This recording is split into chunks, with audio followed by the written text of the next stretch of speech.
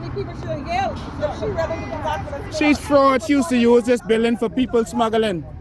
And that's why she run.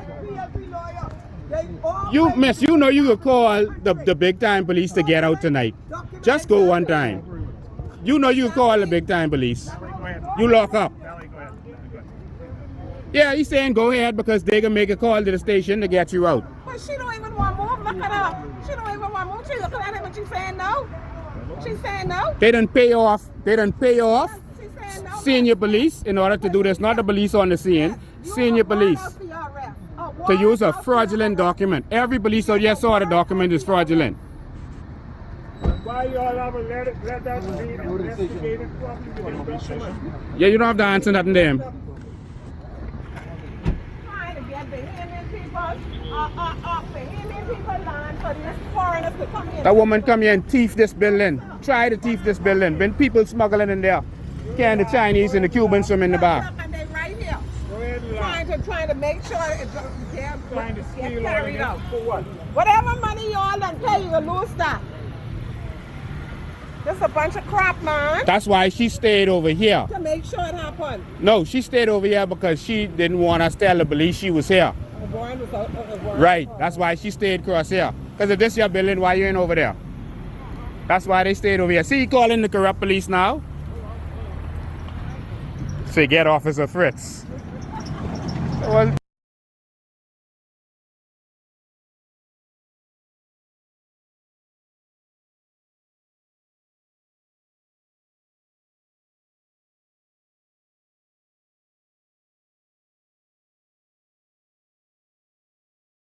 you know, that last line by Lincoln Bain says it all. And that is, you will see who is for the people when the bill is presented in Parliament, who stands with it, and those who seem to try and detract. And we saw just that right before the story. We saw the government side in an uproar, saying words that they are for the people, but yet their actions show different, completely different. They literally did not want this to be read in Parliament and put on the agenda. And they kept saying, oh, there's procedural, this, and that. It shouldn't matter. If this is something that the people have presented and say, listen, we want, they should say, listen, sir, while this may not be the right protocol or this may not be what people say we should do, the fact is that people are speaking, we've got to pay attention and hear them. But instead of saying that, they're getting literally angry at the fact that people have, for the first time in a long time, putting their actions to the work, right? Why I say that? We're always seeing people protest. Now this group has not just protested, they've gone to the lengths to draw up a proposal, to a bill for Parliament. Gone to great lengths to be able to present something to Parliament. That's taking it a step further, because we normally just talk this thing. They're walking through this process to ensure that at the end of the day, they're putting actions behind their talk. And yet parliamentarians seem as if they don't want to see it come to fruition. Your take. Well, Clint, first and foremost, I mean, the whole issue of protocol, I've said in here before, and I'll say again, when it comes to the member for Bamboo Town, there's just something about the guy that's airy in my mind. I don't ever exactly trust that member wholeheartedly. That is just where I am with him. As far as Mr. Dames is concerned, you know, it's laughable when I hear Mr. Dames say that, you know, the political games of old will not be used. Well, that is exactly the political game that the Free National used, to be a wide sweeping government today. If you remember, Dr. Minnis and Frankie Campbell and all of those men could be seen when we were hoodwinked by a person that only then showed up to be a surrogate of the governing party, who led one of the greatest demonstrations. And so I don't understand what Mr. Dames' issue is with having the playbook played on him, if in fact that is what is happening. I just wanted to address those two things. We will remember that Jeffrey Lloyd, Frankie Campbell, Marvin Dames, Renwood Wells, all stood to their feet. There was a sixth person, I'm not exactly sure. It may have been Darren Enfield. But what was also interesting to me is the government has a massive majority in the House, and many of the members that wear the red shirt never stood up in that parliament, which then makes me wonder, where are the minds of the other members that are not bound by this collective responsibility of cabinet, right? Now, outside of that, I have to commend Lincoln Bain and his team. I will say this. For a long time, we've even heard politicians ramble on in the House of Assembly, and I've long said that anybody can table a bill. So it is commendable to see that they have actually taken the necessary steps to have a bill tabled. Yes. The second thing is this also proves to the Bahamian electorate the benefit of having either independent candidates or independently minded candidates elected to the House of Assembly. What it means is that you need people in the House of Assembly who can not all be saddled or whipped into line by the party's whip and by the party's agenda. And if something arises that member feels is in the best interest of the Commonwealth, then he or she ought to be able, in an independently minded way, to stand to his or her feet and say, here is what I would like to see on behalf of the Bahamian people. Yeah.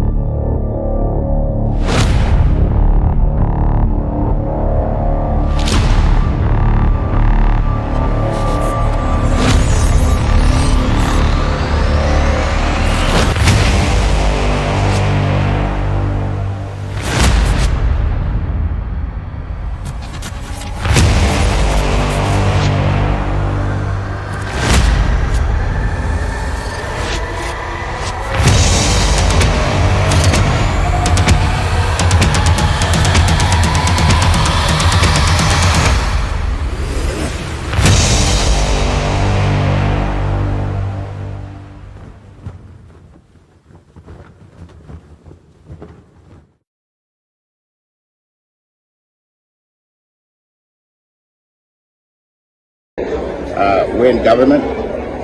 We are the government of the day, and we will lead as we see fit. It is what it is. In a jokey town, a tree ring circus, what a bunch of... First of all, safety. You are safe because you will be engaging the tools that make yourself safe. What you just said is one of the most insanely idiotic things I have ever heard. At no point in your rambling, incoherent response were you even close to anything that could be considered a rational thought. Everyone in this room is now dumber for having listened to it. I award you no points, and may God have mercy on your soul.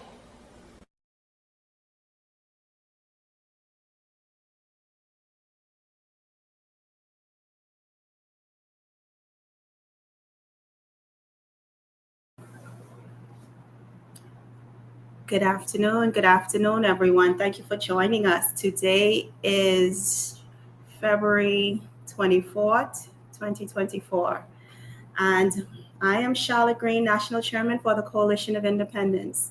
Thank you for being here with me this afternoon. Mr. Lincoln Bain will be joining me after I would have made my announcements. So good afternoon and welcome once again. Good afternoon to our viewers across the Bahamas as well as abroad. Thank you for being here with me this afternoon. Ladies and gentlemen, I wanted to bring you a few updates and reminder about what is going on in the organization. For starters, we have our convention that is scheduled for April 13th, 2024. That's April 13th, 2024 at the Marriott Hotel Convention Center, West Bay Street. So we're asking all of our supporters and members to stay abreast as to what is going on concerning our convention. So the convention is set for April 13th, 2024 at the Marriott Convention Center, West Bay Street. Also, we have our tickets, our raffle tickets on sale for our for our tickets. Sorry, raffle tickets that are on sale. The tickets are $10 and $11 online. So if you're interested in supporting the event, the tickets are $11 online and $10 at the office. So persons, get those tickets because they are leaving like hotcake. Those tickets are being sold like hotcakes. Tickets are being purchased on the island. Tickets are even being purchased from Turks and Caicos, if you believe it. Persons are purchasing tickets who are abroad over in Turks and Caicos. So let's not get left out. We don't want someone in Turks winning this ticket, winning this Jeep. So even though they are supporters over there, we want to see our people here as well as abroad. We have no problem with that, of course. We're all Bahamians winning this ticket. I only bought one book. I know others who have bought 3 and 4 books. So if you're interested in winning the Jeep, I advise you to come into the headquarters, or you can go online and purchase the tickets. Another update for us. This week, Thursday, we laid to rest one of our dear members. Well, she had just recently joined the organization. And let me tell you something, ladies and gentlemen, she was working. She was getting so many people converted over to the Coalition of Independence. She's was an avid supporter of this organization. And sadly, she passed on. Miss Honey was a very big supporter of the Coalition of Independence, and she will be surely missed. We attended her funeral on Thursday, and you can tell that she was loved tremendously by friends and family. She left a great legacy. Behind. So we would like to give condolences to her family once again. And we want you all to know that Honey was very, very much appreciated by the Coalition of Independence, this organization. She made this organization her party. She was a member of the Free National Movement, and she decided that it was a time for change. And she decided to convert to the Coalition of Independence because she believed in the message and she believed in the vision that the Coalition of Independence had to offer. So once again, condolences to the family of late Miss Honey, and our prayers are with you. So ladies and gentlemen, we are going to have a very, very powerful night. We are always here to be educated, to be informed, and to find out what is going on in our country.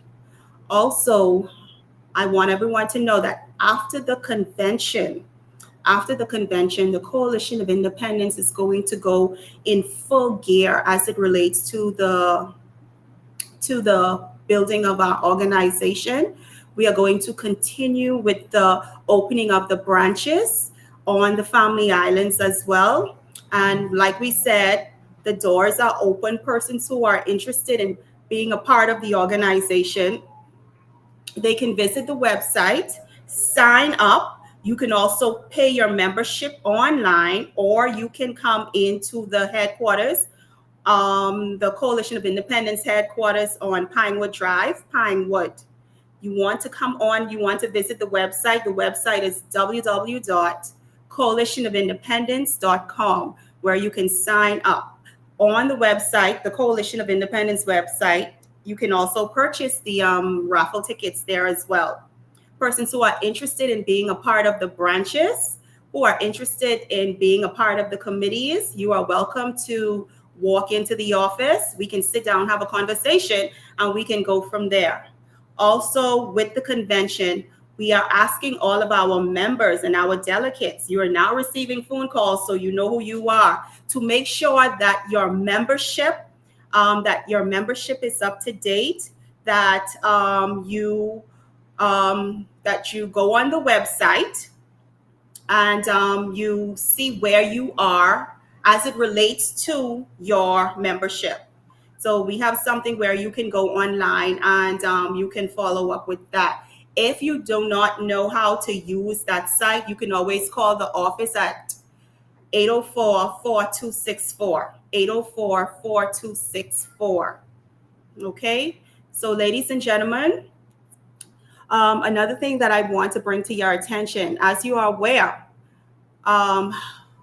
we are faced with an upcoming election. We don't know exactly when this election will take place, but we do know that it is approaching, that it is right around the corner. And we want you to be a part of this historic moment, because we are going into a new Bahamas, and your vote matters, your vote counts. As a part of this country, as a Bahamian citizen, you have a civic duty. You have a civic duty to guide and direct this country in the way you want it to go. And there's an opportunity here. There's an opportunity presented for you to make that decision. We've been pedaling back and forth for so long between two choices, which was not really a choice, especially if you had opportunity to vote for both parties. Well, here we are. We present ourselves. We present the visions. We present the plans. So, ladies and gentlemen, I implore you to go out and register if you have not yet registered.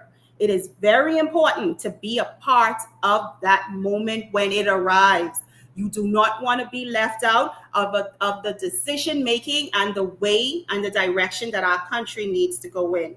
As a Bahamian patriot, it is your duty, and it's the duty of to your country, to yourself, and to your children to register to vote. Be their voice, because they are not able to vote.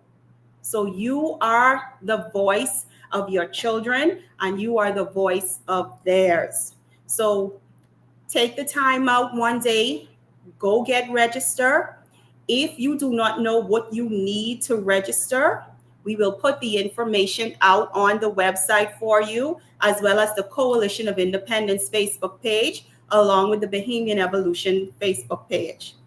So ladies and gentlemen, once again, thank you for being here. Thank you for taking the time to, it would be a busy day. It's like I said, there are so many things that you can be doing, but you decided to be here with us today. So I'm going to bring Mr. Bean on, and he is going to wow us, because he does have a lot to say, as always. Thank you for taking the time.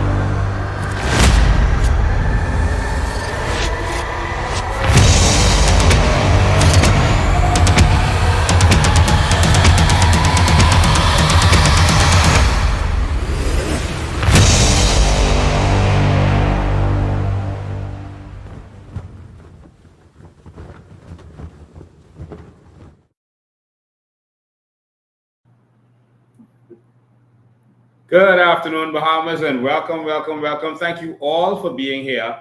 It is always a pleasure to spend my Sunday evenings with you, educating you, letting you know exactly what's going on in this country.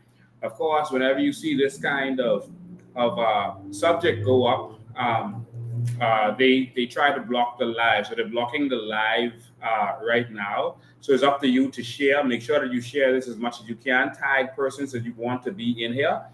Make sure that you get that done. It is Palm Sunday, and for those who celebrate that, congratulations and happy Palm Sunday to you. This is the day that Jesus rode in to Jerusalem on an ass. He sent for an ass and a colt, and he rode into Jerusalem on an ass, and persons were waving palms and saying Hosanna in the highest to him. And days later, those same those same persons were saying, crucify him, crucify him. That is how strange it is being out there in the public eye. One minute they love you, one minute they hate you. But that's really how it works. But he was doing it not to please persons, but because it was what he was born to do, and because it was the right thing to do. And so I want to wish a happy Palm Sunday to all of you. We got some stuff to talk about today. You know, we are seriously concerned, even though they are trying to block who's getting this live. 99% of persons did not get a notification to say that this live was happening. So again, we're depending on you, to go in your WhatsApp group, go wherever you can to share this live to make sure persons know what's going on. So, ladies and gentlemen, I want to start this out by again giving my condolences to the family of Miss Cheryl, also known as Honey. She was an avid supporter, and we're going to continue this fight for her because we have to finish what we have started. We believe in this movement. We believe that the change is actually here, and so it's going to happen if we make it happen. And so, I have my deepest sympathies. I also want to say congratulations to Michelle Malcolm. She has left the radio station, and she has been appointed. She's been appointed. How do I say it? She's been appointed the new member of persons who have given up their careers in being a patriot to standing with Philip Brave Davis and this corrupt government. I have to be real. There's no more sugarcoating because we have one country. Because since the general elections, Michelle Malcolm was beating this government to pieces, punishing them for the over $60 million for consultants. And she's been critical of them for all of the flights and trips and delegations that have been going out. And now she's one of those consultants after criticizing them. And now she is also taking trips with them. She's just come back from Italy on a trip that we paid for. I want to say that to all Bahamians that this race is given not to the swift, but to those who endure to the end. This is a serious battle, and it takes serious sacrifice, and not everyone can handle this. And I'm very glad that Michelle Malcolm, who's a Bahamian, is now able to eat and feed herself.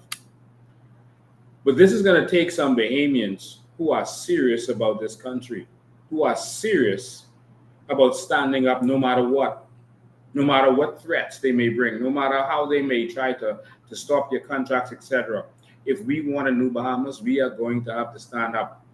Not everyone you see on TV and on radio and on WhatsApp making noise and attacking the government is doing so from a genuine place. We have to be aware of that. Many of them, in a heartbeat, will take a job or money or an offer from the administration. And that's because the strategy is to go out there and attack the government, and then they're going to come to silence you. And to silence you, they will give you a job or give you money, etc., etc. And so it's a strategy, of some people. 1 minute you'll hear them attacking, I give them 7 days to do this or that, and I'm going to drop documents, and then next thing you know, you see them joining a party. Well, their fruit will begin to show. The real fruit will begin to show. But the voices are starting to, the loud voices are becoming quiet and quieter. There's only a few voices that are out there still pressing forward and shouting for change. Shouting for change. Remember, many are called, but few are chosen. Yes, and even of those who are chosen, you must decide to stand strong because it is a choice.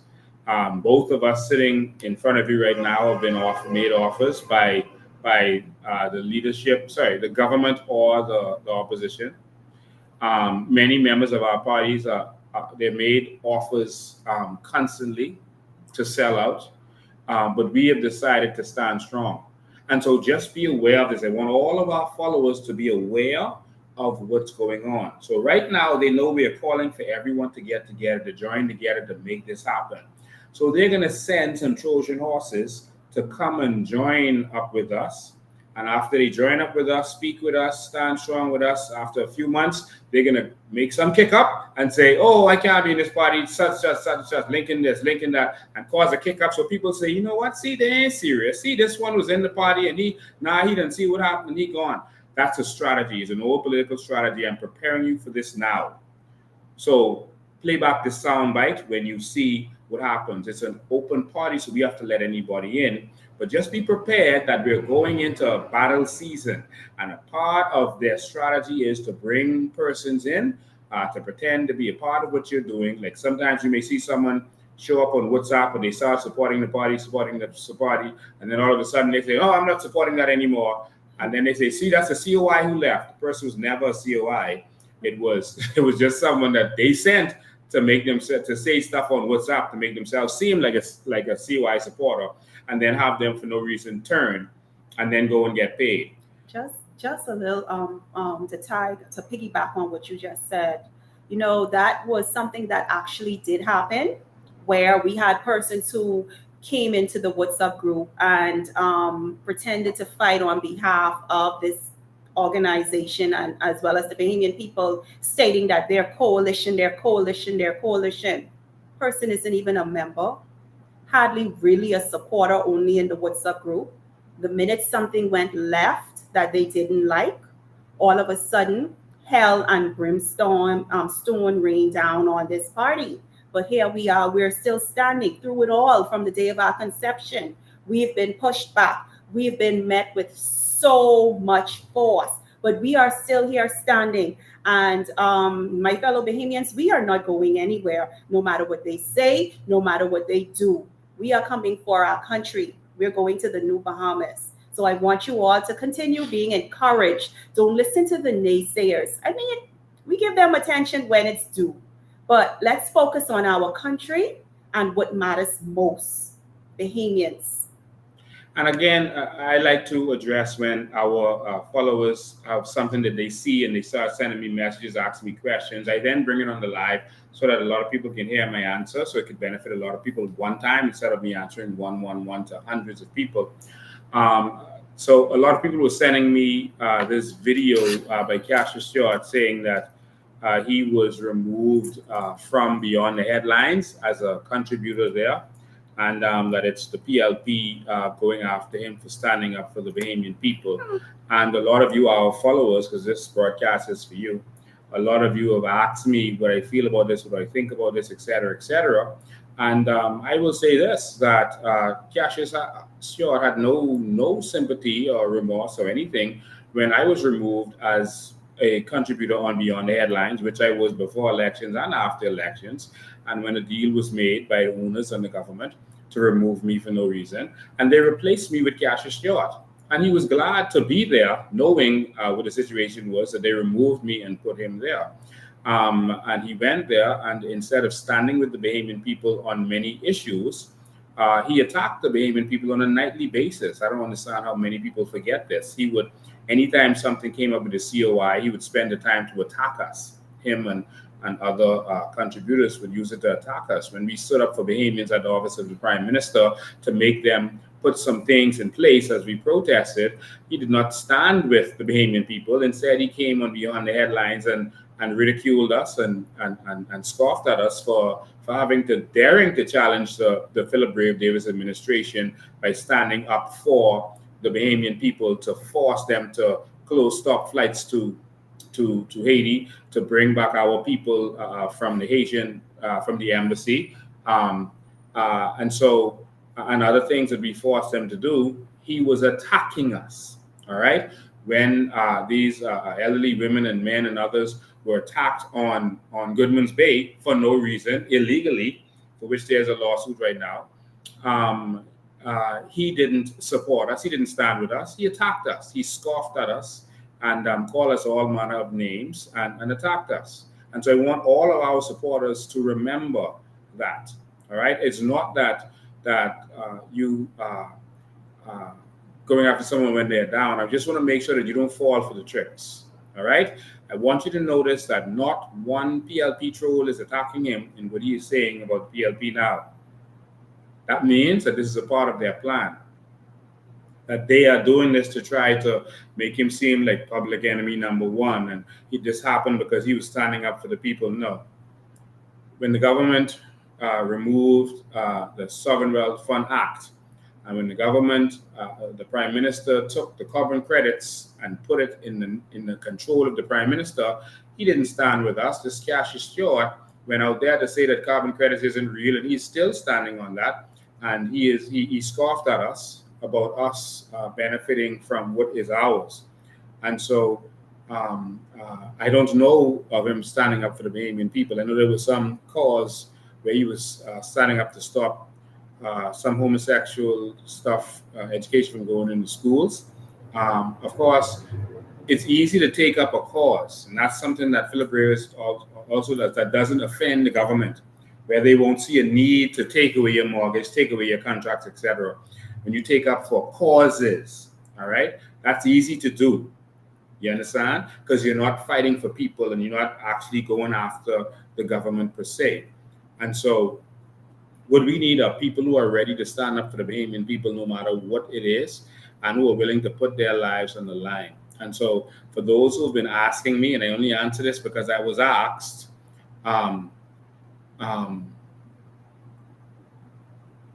he knows how it goes because he got there because of how it goes. And so don't expect the people to have a sympathy after you benefited from this same action. But now it's on the other foot. I'm not falling for that. And so we just wanted to make that clear for those who've been asking me. That's my stance. I think it's wrong. All of the anytime someone is victimized, but I do not believe that is what this is. I believe this is like the fake arrest that they did to Rintia Komalafe when they were trying to build up her status to split the third party votes. I don't believe that this is real or genuine.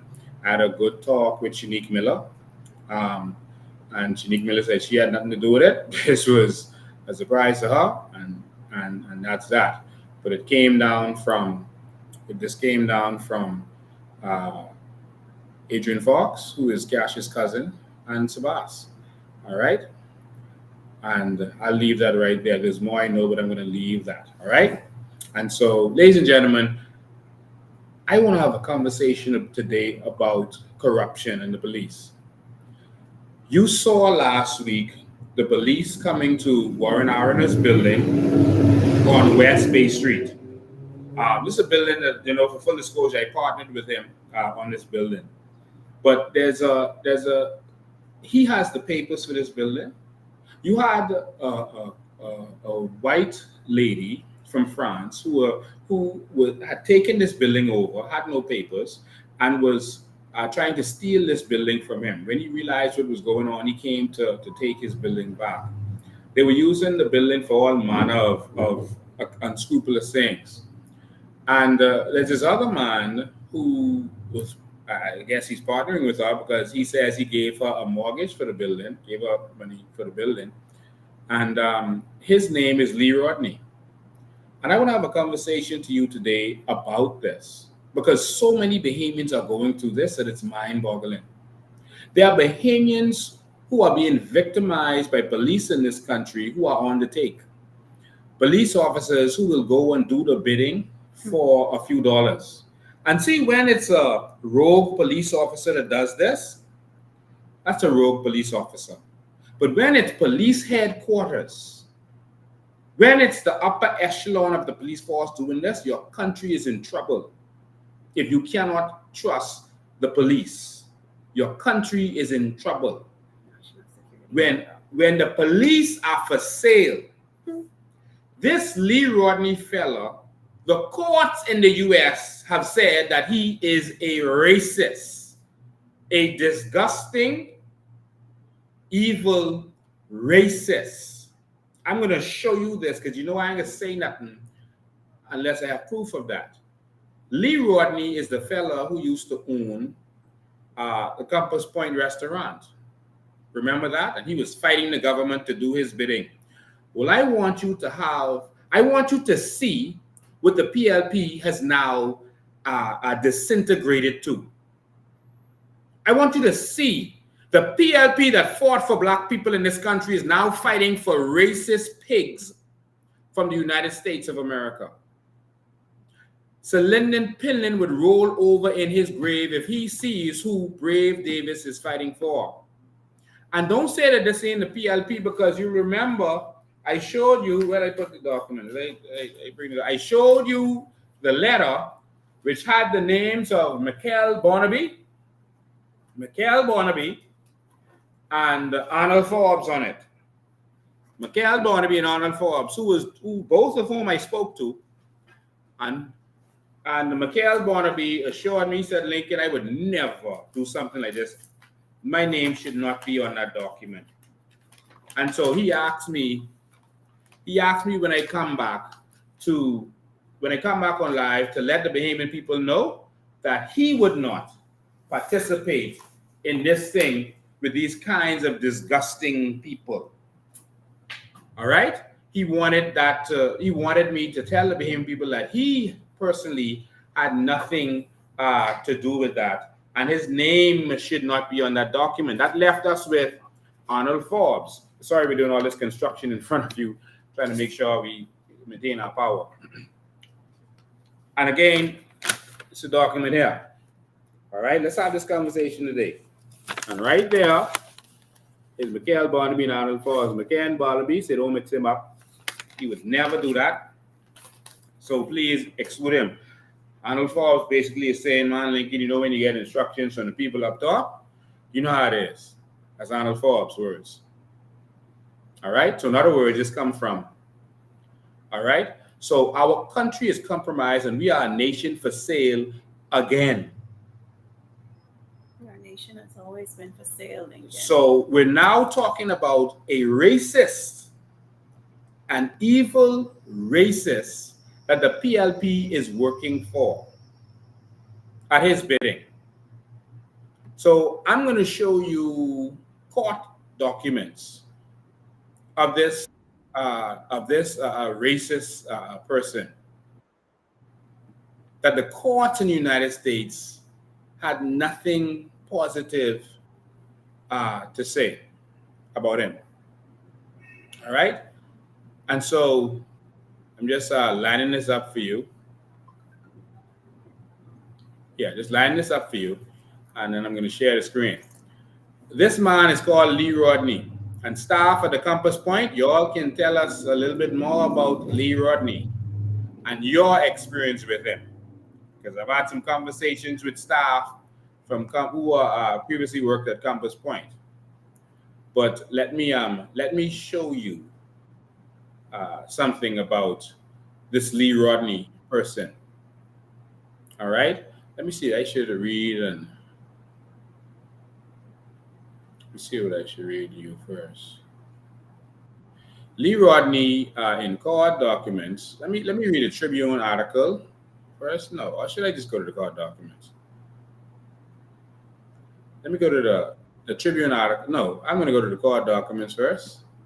But this is a little article about the court documents. Just waiting for it to come up. Let's give it one sec. Lee Rodney has a company that they manufacture plastic in Michigan. And at one point, he told his workers, mostly black workers, that's Michigan, by the way, Detroit, all right? And he told his workers, if you don't like what I doing to you, you could go back to picking cotton. In America. All right? And he was sued. Darrell Hall, a black warehouse worker for Detroit Forming Inc., that's Lee Rodney's company in the US, will have his day in court after the Michigan Court of Appeals reversed the lower court's ruling on his race discrimination case. Hall testified that company owner Lee Rodney told workers at a shift meeting that if they didn't like the way he ran the company, they could go back and pick cotton. That's what he said to black people. Watch, it gets worse. Hall also said Rodney once told his dog to sick him, saying the dog was trained to bite black men. The dog did, in fact, try to bite Hall. Rodney said the incident was just a joke he made because, in his experience, black people are more afraid of dogs than white people are, and this was a discussed fact. Now, wait to hear where he say this fact was discussed. Wait for it. I get to that in the court documents. Later, a warehouse supervisor position opened up, and Hall and several other employees interviewed for the job. The applicants were gathered outside the interview room when the first candidate, Mark Gilden, was called in to meet with the management. Hall, another applicant, overheard Gilden, who is white, say he refused to take orders from a black man. Gilden got the job. When Hall protested, pointing out that he had more seniority, a manager told him seniority don't mean nothing. While questions remain as to whether some of the incidents fell outside the 3-year statute of limitations for discrimination cases, the evidence was compelling enough for the appellate court to send it to trial. They sent this to trial for him being a racist. This is Lee Rodney, who is living in the Bahamas, who has the police force in this country, Brave Davis them, wrapped around his little finger. All right? Let's go to the court documents. Let's go straight to the court documents one time. I think this is it. Is this it? Yeah, that's probably it. Yeah, this is it. All right. So this is Darrell Hall. He's a black American against Detroit Forming Inc. Defendant appellee. All right. So, and these are judges for carrying in this racial discrimination case. You see, we get the dregs of society. Criminals who rob the bank and they want to escape, they go to Mexico or the Bahamas. People who are having tax evasion or doing whatever wrong they're doing in their country, they run away and run to the Bahamas or hide their money in the Bahamas. Racists, evil persons, child molesters, women abusers, people smugglers. These people come to the Bahamas, pay off our politician and get the red carpet rolled out for them. Like Peter Nygaard and others. In this racial discrimination case, plaintiff appeals as of right the trial court's grant of summary disposition in favor of the defendant because we conclude the plaintiff presented sufficient evidence to establish a question in fact on both his hostile work environment claim and his claim that he was improperly denied promotion based on his race. We reverse the remand and remand for further proceedings. And I'm going to show you a picture of this man who has the police in this country wrapped around his little finger while they're using fake documents to do their bidding, to steal from a Bahamian man. I could bring the documents and I can show you the video of this man. I want you all to see him. See him good. Plaintiff first, let me get straight to it so y'all can see exactly what's going on. Let me go to page 2. So they talk about hostile work environment, right?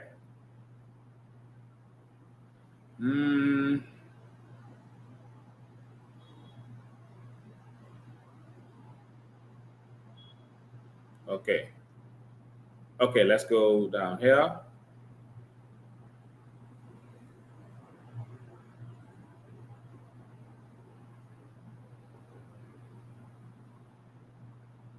You can read it as I'm reading. I'm just going through it to get out of the legal jargon and go straight to what he said. Okay, I'll start from here. The plaintiff testified. I'm right here. If you can see this, if you're following. The plaintiff testified at his disposition that he attended a shift meeting in 2002 or 2003 where Lee Rodney, who is a defendant's owner, defendant meaning the company, he owns the company, told employees that if they didn't like the way he ran the company, they could go back and pick cotton. Plaintiffs also testified about a dog incident which occurred in 2004. He said that he had just entered the office to make some copies. All right? And when I went in the front office, we went in the office to make copies. When I went in the front office, Don Meade was sitting to my right, and Lee Rodney, that's the man who got our police force in his control right now, the racist man. And Lee Rodney and his dog was in the other section of the front office. When I came in the office, Lee Rodney's dog was on top of him. He had a chain in his hand. Lee pointed at me and told his dog to sick me. I was a black man. All right? So in other words, sick him, he's a black man. He said he trained black dogs to bite. Sorry, he trained black dogs to bite black men. When I went into another section of the office, the dog came and tried to bite me. This the man that the police was out there trying to take this building from a black family with false documents. And I can show you the documents too. With false documents. A man who, this is a court case, who they said trained his dogs to bite black men and had his dog to attack. All right? Page is this. I missed something. I want to make sure I get. Anyway, I'll just keep going. All right? Rodney testified that he made the statement as a joke. Of course, when you come to court, you can say, yeah, I was joking. But you sick your dog on the man. Is that a joke? In response to plaintiff's reaction to seeing the dog, he further testified that it was his experience that black people, y'all listen carefully, it was his experience that black people are more afraid of dogs than white people.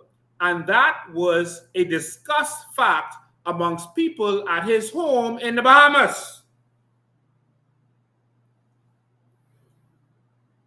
Jesus. Now, which one of y'all workers at Compass Point?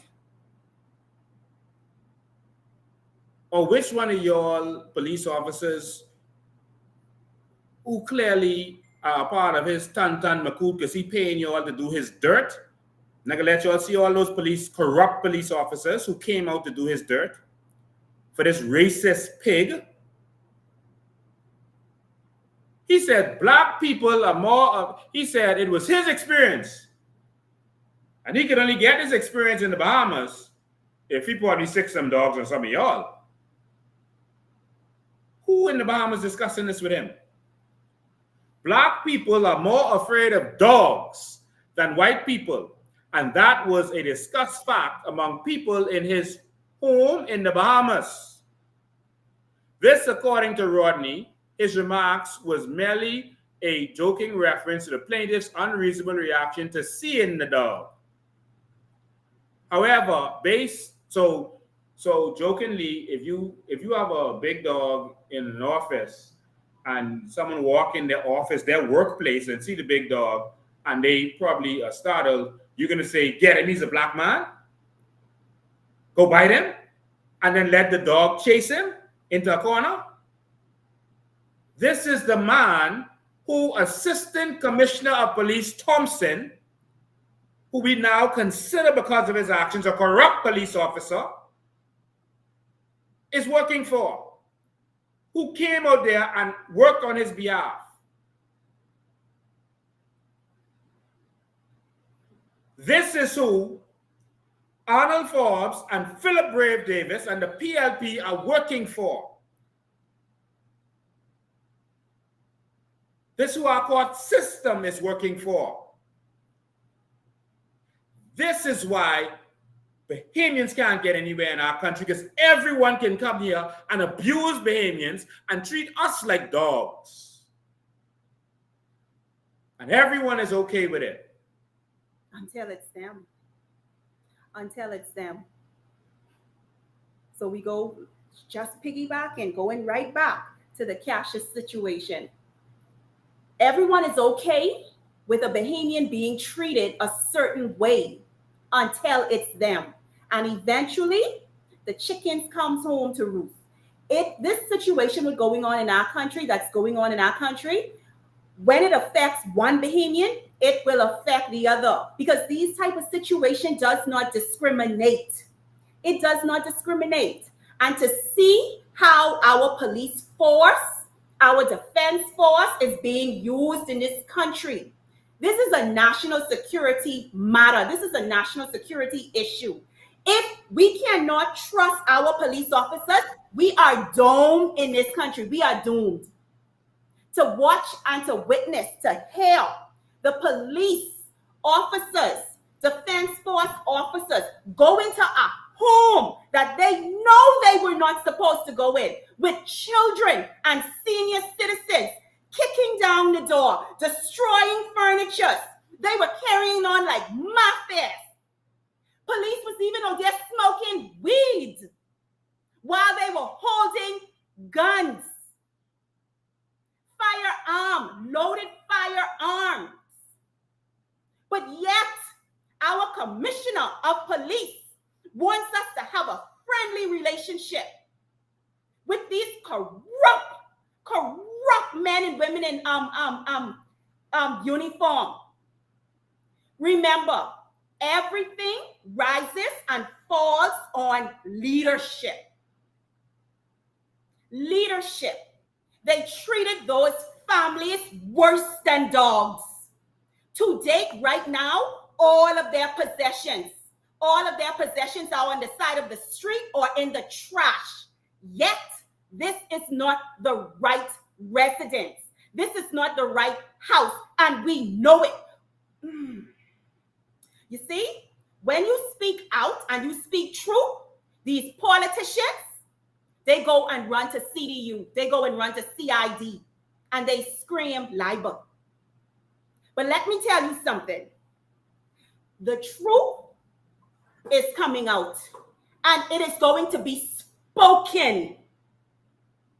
And you're going to come after me for speaking the truth, and you're not going to shut me up. To our commissioner of police, we need you to get it right. The safety of not just today, but our generation, we putting in your hands. And this is how our officers and defense force officers are being used in this country, because they carry a weapon and they are in a uniform with a badge. There is nothing honorable about the police force, and there is nothing honorable about the defense force. And I am not sorry to say it, because it's the truth. It's the truth. Our system is a system of prostitution to the highest order. Prostitution, and the lives of our people and the dignity of our nation is at risk because of who we have in place. Everything, ladies and gentlemen, rises and falls on leadership. There is not only just a rotten apple or a few rotten apples in the bunch, you know, because based on what I saw that night and the high upper level it came from, our country is in trouble. Now, I can understand why crime is the way it is. I can understand and sympathize with the young men on the street. I can sympathize with the young people, why they do not trust the police. And it's a crying shame. How are we allowing foreigners to come through the back door? We are allowing foreigners to come through the front door with money and treating our people, throwing our people on the street. And this isn't the first family that this has happened to. If you are a part of this organization, and if you are fighting on the behalf of our people, you will know that there are hundreds of families in this country who are being treated unfairly as it relates to their property, whether it's from illegal foreigners or foreigners with money who came through the front door, who has the government and the police force in their pockets. Yeah, this particular criminal group, they probably took about 10 properties from Bahamians, but there's another crew that took 30 to 40 Bahamians. They're German in origin. They were also working directly with Philip Grave Davis.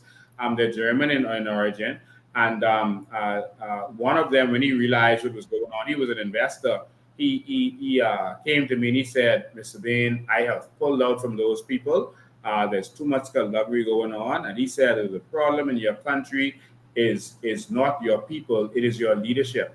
He said his partner is partnering with the leadership of this country through a family member of the leader.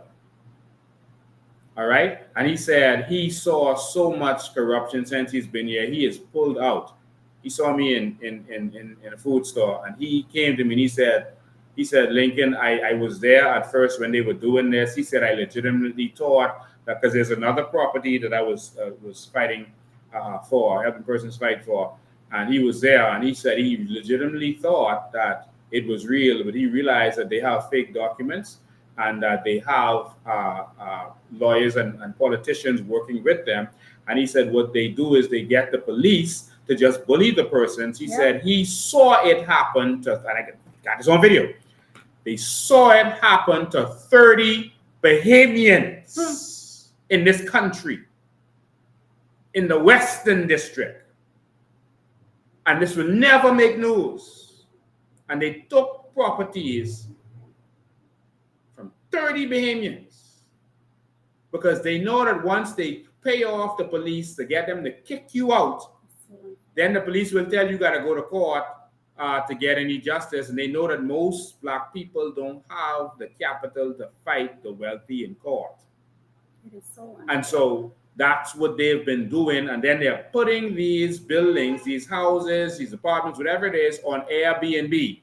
And they're making millions of dollars That's supposed for to be the life, properties that don't belong to them. and that's supposed to be the life of our people. And so you have the Haitian immigrants going all around in Blair, Village Road, out east, all over the place, taking any building they see abandoned, they're going and taking it. Any building the bank took and put you out, and that's on a bank list, I guarantee you check a couple of weeks or months later, you can see Haitians living in that. No one gave it to them, they come and they take it over. And our valuable properties, we have foreigners coming and taking it over. This is happening right now in this Bahamas. I want you to see these particular videos, and I'll read the rest of what the court had to say about that gentleman. And you see this gentleman in one of these videos. I want you to see, this is the first one. In this video, you know, they came with, you know, their fake documents and all this kind of stuff, and they actually came and they committed some crimes. They vandalized people's vehicles. They were doing all kind of petty stuff.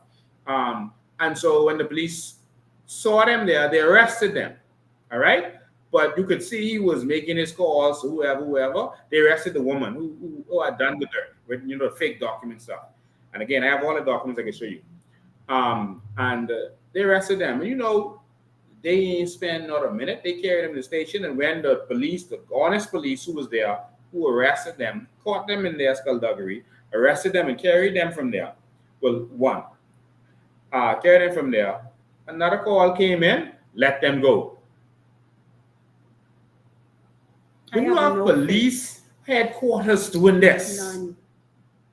and so what they do, send back an assistant commissioner of police. Let me start with another video first so you can see where this came from. So first off, this was like a week or so before this video that you're going to see now. And it had happened before, because the week before that, they had brought Inspector Carroll, that's the white police officer. And when he saw the papers, he said, no. He told the white woman, he said that this is the wrong building. I cannot serve or enforce nothing because this is the wrong building. All right. And before him, the same thing happened with someone else, and it was Inspector Carroll. Pierre came. All right. That's Chief Superintendent Pierre. He came with a bailiff. And the bailiff was being shady, which shows me that the bailiff had to be complicit. The bailiff showed me the documents. When I tell him to read the document, he folded up. He didn't want me to read it. He didn't want me to look at it. And so I got a little passionate in this video, so please forgive me. But I hate to see Bahamians being abused like this. And maybe I might be like Moses, who had to kill the overseer who touched one of his people.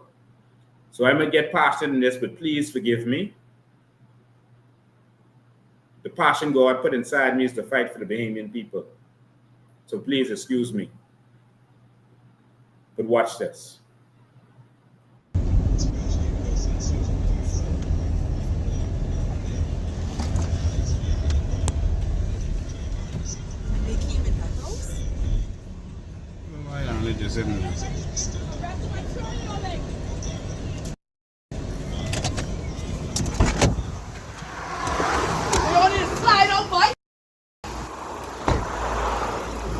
Hey, how you doing? All right. All right, they recording video, all right? What's in there? And why are you here? I am the bailiff with the Supreme Court. Okay. Executing the eviction with the writ of possession, as well as the court order from the Supreme Court. But these persons, well, they're in the issue. The tenant itself, Mr. Arna, he's the issue. I see one problem on there. Yes, sir. You're the bailiff, right? Yes, sir. All right. Y'all can stop doing what y'all doing for 1 sec. So, we have a court order. Right. No. Hold on. Let's look at the court order. Right. All right. So, again, the court order, I noticed you put it away because I say, look at it. No, I ain't looking at it. Notice. My thing is, no, the court order. Video. I'm not putting that No, on but video. the court order says for the Beach Cliffs building. This is not Beach Cliffs. And so if y'all in this building, call the police. Call the Cable Beach Police Station. Cable Beach Police Station has already investigated that. So did the airport police station investigate. City man. Sorry, this video, right? I looked at the papers just now. All right. The paper says Beach Cliffs, the building on West Bay Street known as Beach Cliffs. That is the brown building down there. That was already brought up in court. The surveyor was already here. I don't have the map. All right? This is not Beach Cliff. This fraudulent woman who was doing people smuggling in Aruna building brought the papers for that building because that's what Lee Rodney lives in. So he brought the papers for that building. Officer, look at the papers. It says Beach Cliffs. This is not Beach Cliff. This is Indigo. You speak with the bailiff? When I tell him to look at it, he closed it because he know I realized that it's a scam. Cable Beach already investigate this. Carroll up investigate this, and the financial fraud section investigated this. All right, and that's why police come in from there. All right, it says, officer, you in charge. Look at the paper. It says Beach Cliffs. This is not Beach Cliffs. The cliffs is down there. It was named Beach Cliffs. And when they renovated, the newly renovated down there, then they call it the Cliffs. That's what's on there. This is not Beach Cliffs. There's nothing on there saying border on the north by the sea, opposite this shopping center, 300 feet this way. No specification is on there. You cannot serve.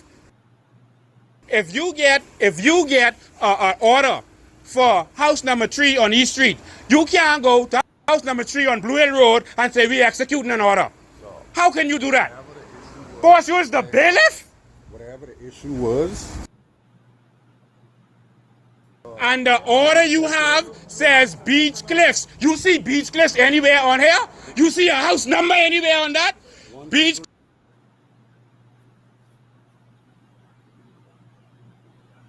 You know that. Officer, they out of order. This is why we. So, ladies and gentlemen, notice he keep folding up the document. You don't want us to see the document.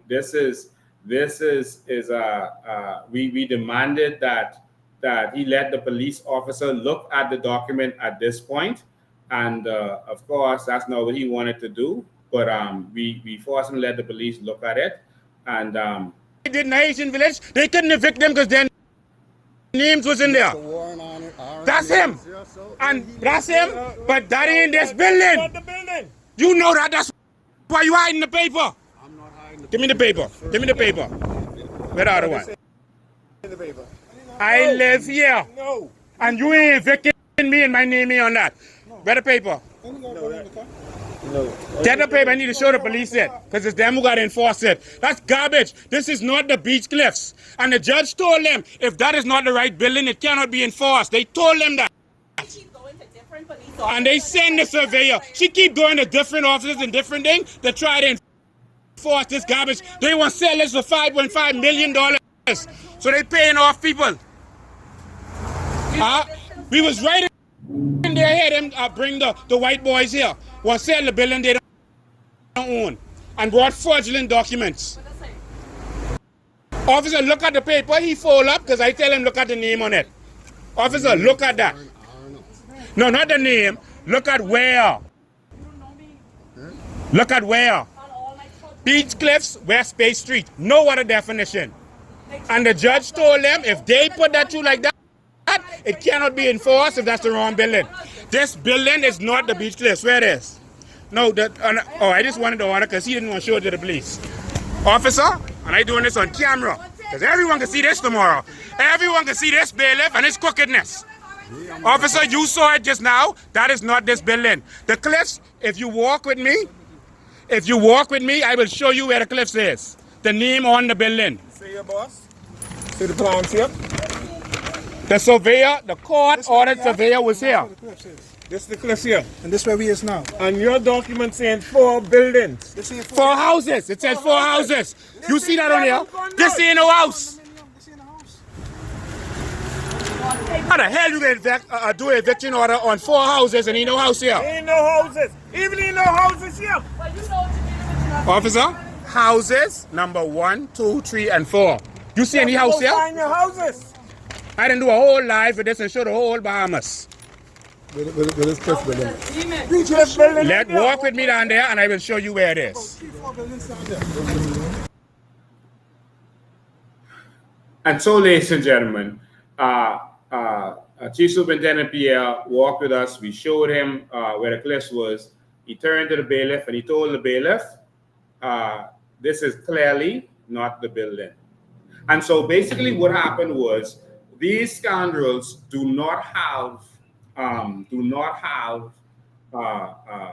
paperwork for this building. So they took paperwork from another building to try to pass it off as this building. That's what appears to be going on.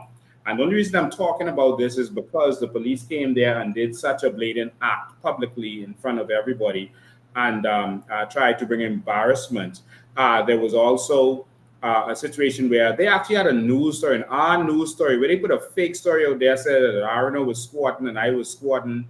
And the reporter said in the story that she spoke to the police and the police told her that was not true, that is totally false. Yet she still put the story because obviously they were paid to put that story out there to bring embarrassment. Which story? That was our news. They need to be sued.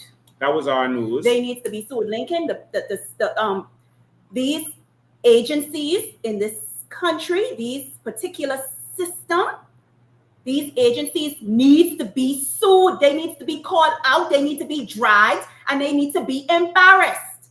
Because what they're doing to people, these are people, human beings, Bahamians who live in this country. Bahamians are not foreigners.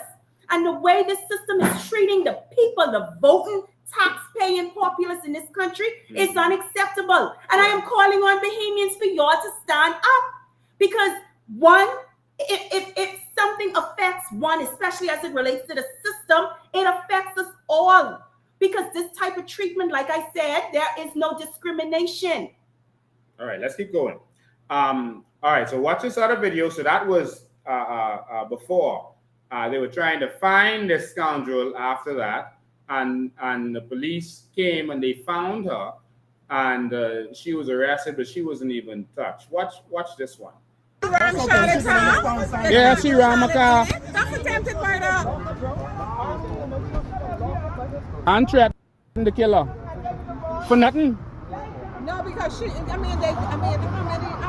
many people should have yelled? So she rather do that for the She's fraud. She used to use this building for people smuggling. And that's why she run.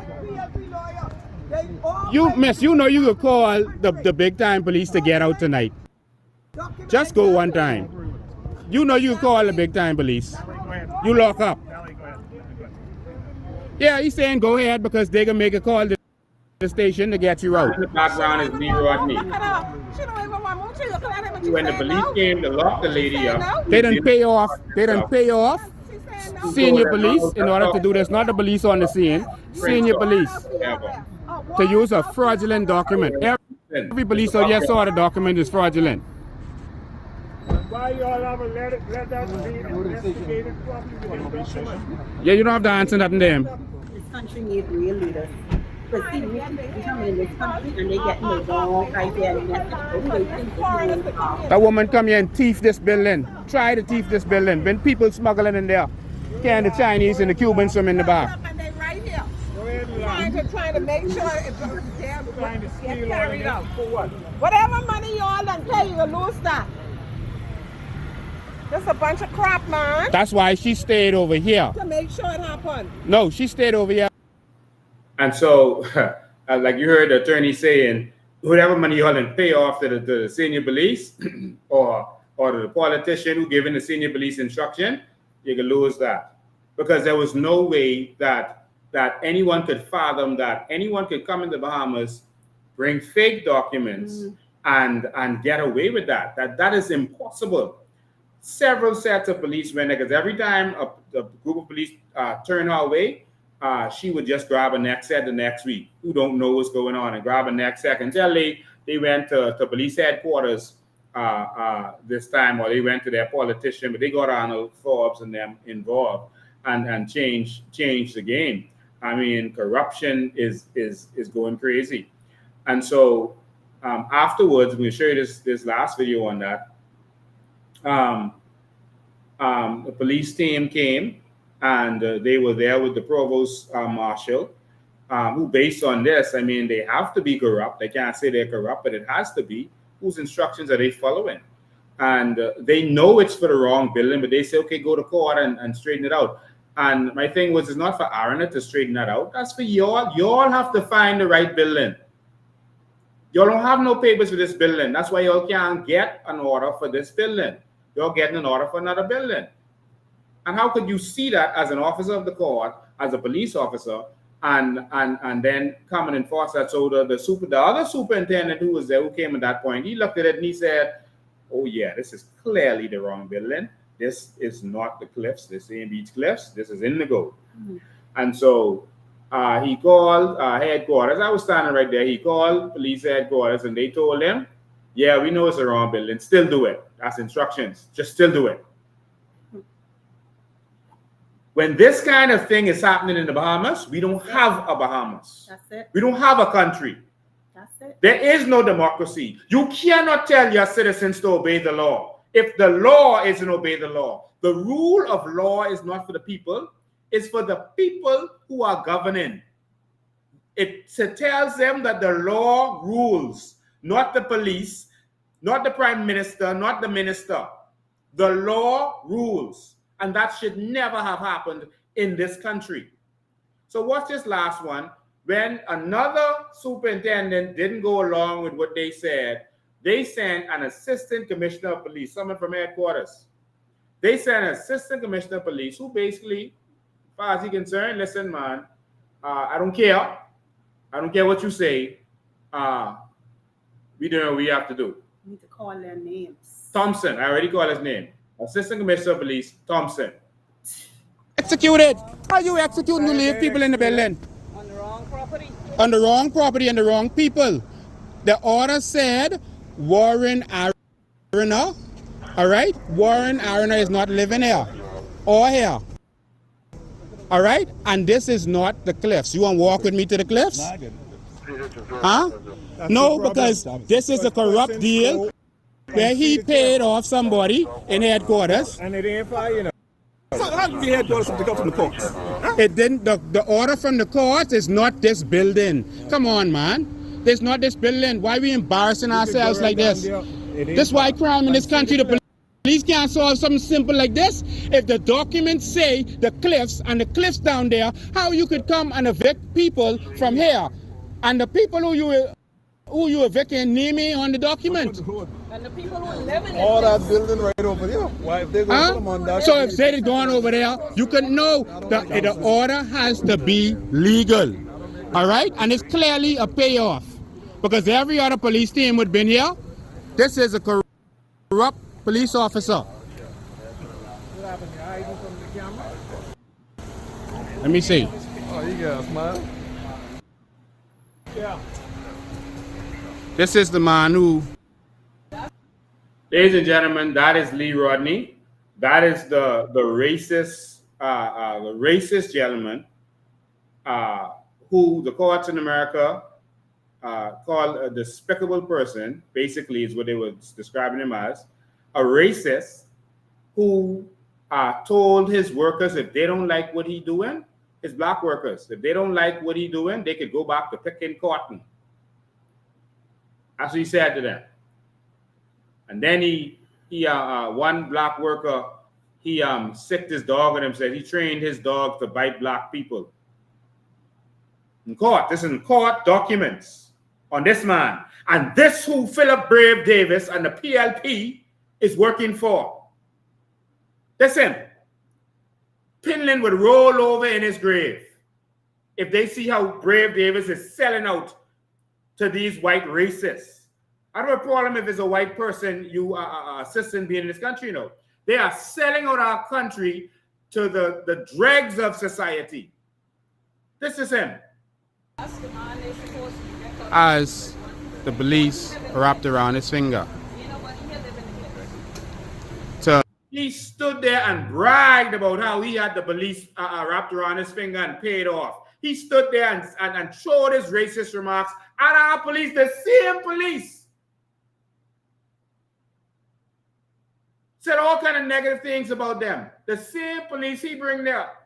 And the reason he was saying it, Lincoln, because his expectation was for those officers to arrest the persons who are actually in the building. So by what he was saying, the officers were not following instructions. They were not following his instructions. He was expecting on persons to be arrested. And he also said that the whole police station needs to be shut down because they were not following instructions. He said all of them need to be fired because they wouldn't follow his instructions. This is so embarrassing. When I say this is embarrassing, these are men and women who are supposed to be looked at and standing in honor. We have to be honest with ourselves in this country if we want to see change. There is no honor. And then persons are saying, we must respect the prime minister. I respect the seat. I respect the office and what it should represent. It should represent the people of this country. But the person that is sitting in that seat that is supposed to be representing the entire Commonwealth of the Bahamas is representing foreigners and special interests. Now, what is a regular citizen supposed to, how is a regular citizen supposed to go about respecting such a person? My sympathy only is to the Bahamian people. Our leadership are held on an entire different platform. And they should know better. When you know better, you do better. To bring fraudulent documents to be enforced. I still want to go on there. I said, if y'all come here, bro, act within the law. All I asking you to do is act within the law. act within the law. This is a public road. All I ask you to do is act within the law. No corruption. No corruption. All right? The provost marshal left people in that. All they do is change couple locks. My people? The people living in here have nothing to do with me. They've been living here for many, many years. All right? I don't know. This is the first time I've been here. All right? This is the first time I've been here. But what you mean why the lock cut off the door? If the... In this part, the officers were asking how was the lock cut off the door. Of one particular door. No one knows. But here's the thing. They are at the wrong location. They kicked down the door of the wrong location, damaged the doors, kicked down all of the doors in the house from what I understand, damaged the children's room. They came there to the wrong home and damaged every single door, all of the furnitures, throw the kids outside, the elderly outside. Is this what our country has come to? Is this the type of leadership that we are under? Wow.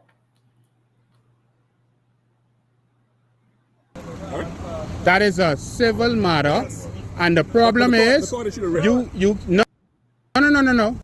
The court issued a writ specifically for the cliffs. What you are doing is illegal. We don't dispute. I'm not trying to adjudicate matters in the street. Right? No, you just want to break the law because this man then say he didn't pay off persons. We were standing over there with him. All right? I was standing over there with him and the lawyers. I'm sorry, man. I just want to keep you all company. No, I want to talk to him in private. All right. Talk to him in private. Yeah, but it's a public place, man. I in the road. It's the street. It's the public street, man. I mean, I won't stress you all out, but.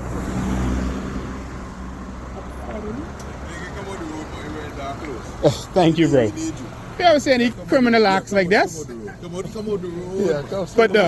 the provost marshal, I mean, I've never seen nothing criminal like this. Never. So that's some of the police officers. All the police officers there weren't corrupt. That's some of the police officers there asking me to come on the road because the country needs me. So all of the police did not agree to what was going on, and they sent an assistant commissioner of police from headquarters in order to carry out this illegal act. And as you can see in this freeze frame, that's Inspector Carroll in the thing. I'm looking perplexed. He seemed to be very disturbed on this day, to be honest with you, because they were doing this. You know, he had already went through this with that woman and told her that this ain't the building, this can't happen. And he wasn't taking no part of it. So for this to come back and to see some other corrupt police officer do something different, as you can see, even Carroll, when he wasn't saying a word, was very disturbed at what was going on, you know.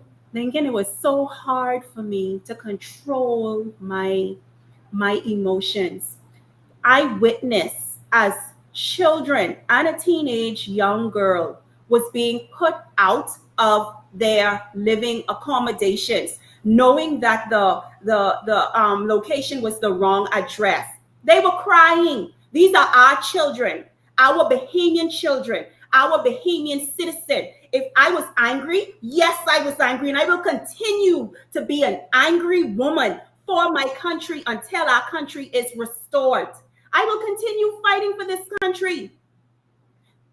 The senior, the husband and the wife, the two elderly couple, I think one is a pastor. Yes. They had to sleep in the parking lot in Wendy's. And you expect me not to be angry one day if we live long enough? One day, Bahamians, if you live long enough, if we live long enough, we too will see old age. And if we don't fight for our country now, we will be treated 10 times worse than what they are treating our elderly people. Our force needs to be cleaned. Our government needs to be cleaned because clearly this country is ran on corruption. But the man could be heard bragging that he paid off the politicians and the police. The racist dog. For some of you who have just tuned in, we read court documents to show who this man was, and that this the court documents here that showed exactly the disgusting way he treated staff in the United States of America, telling them that if they don't like how he treated them, they go back to picking cotton. He sicked his dog on a gentleman, saying he trained his black dogs to bite black men, and had his dog go after one of his staff. Says Rod, he testified after that when he go in the court and I in trouble. So he said, "Man, I was joking. I put the dog in him. I was joking with the dog thing. You don't joke with people's lives like that." And so here,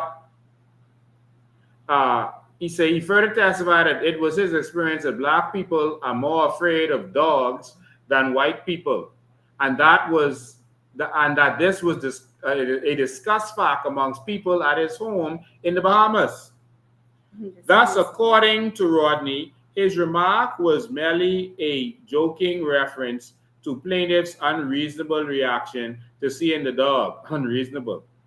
However, based on this incident and Rodney's this is what the court is saying now. However, based on Rodney's incident and Rodney's testimony concerning his beliefs about black people, a reasonable jury could conclude that Rodney deliberately acted with the intent to humiliate and intimidate the plaintiff. Further, a reasonable jury could conclude that this incident, in conjunction with picking cotton reference, is indicative of Rodney's general attitude towards black people, with black employees, and how he treated them.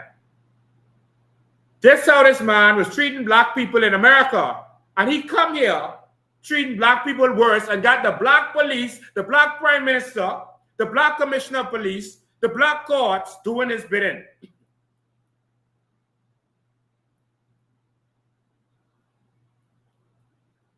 Now, the court only gave an order, which they did nothing wrong by giving the order.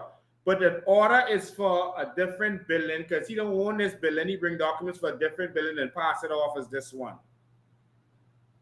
It says, hence, a reasonable jury could conclude that the defendant created a hostile work environment for the plaintiff that adversely affected his work performance, etc., etc. The plaintiff presented sufficient evidence to create a question of fact on his claim that he was not promoted because of his race. Proof of discriminatory treatment in violation of the Civil Rights Act may be established by direct evidence or by indirect or circumstantial evidence. Where there is direct evidence of unlawful discrimination, it is unnecessary to engage in a burden-shifting analysis.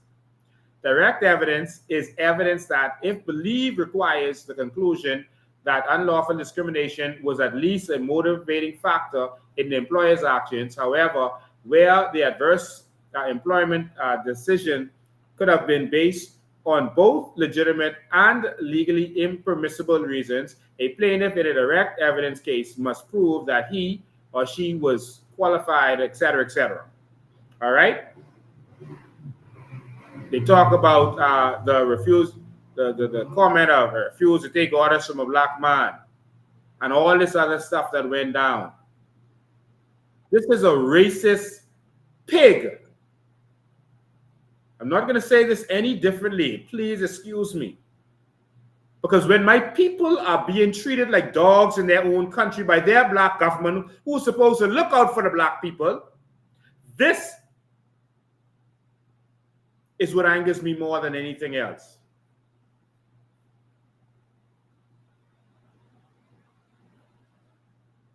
This is beyond reprehensible. And so he came to our country, trying to tell our government what to do under the previous administration. That's why Brave them sucking up to him, I guess. Compass Point, and this is the Tribune, all right? Compass Point owners warns government to meet his demands. I'm serious. I'll shut it down forever. I'll shut it forever. He warning our government. He come over here and talking to our black people, our black government like they dogs. You know what some of his demands was? He wanted them to form a committee for business license for hotel. all right, a review committee, and he must be on it. He demanding that he must be on it. He also demanding that our government place police officers in his parking lot. You know, the parking lot across the road from Compass Point restaurant, the little hill, the little rise across the road. There's another restaurant there because he shut down. But he wanted our government to put police officers there for free. The government told him, Diagla at the time, Diagla said, listen, if you want police officers, just talk to the police association and they'll provide you with officers. He said he ain't paying. And he said, y'all gonna take my demands so I can fire these 60 Negroes I got hired right here. Let's read this. This is who the PLP and the police is working for. Compass Point proprietor Lee Rodney yesterday doubled down on his threat to make the historic resort disappear if the government, read that for me, please, while I get some water. Where are we? Right here.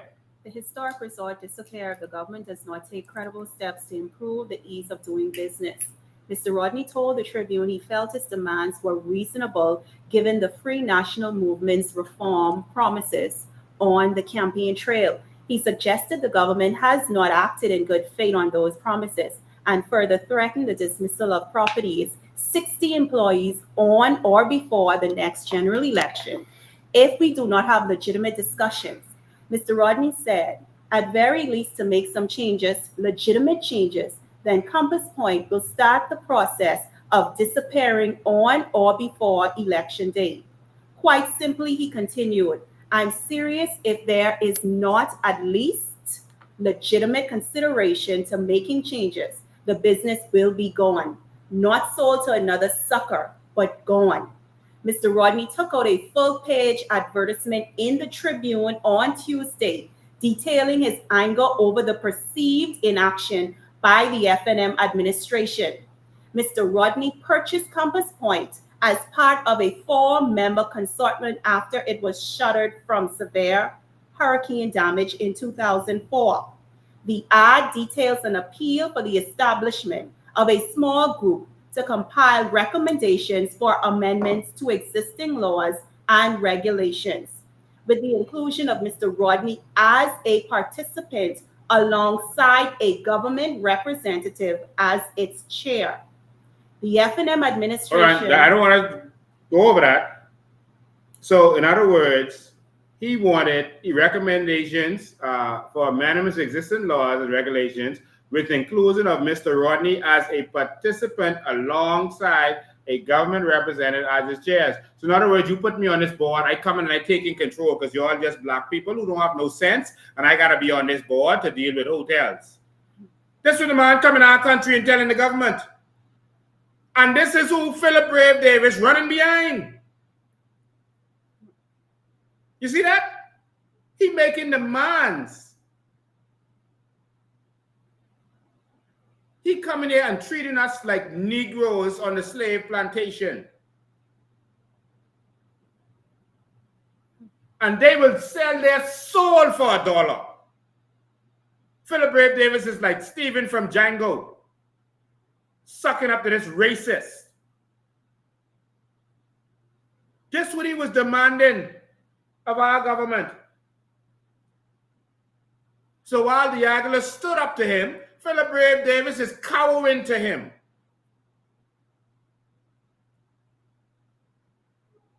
Keep reading.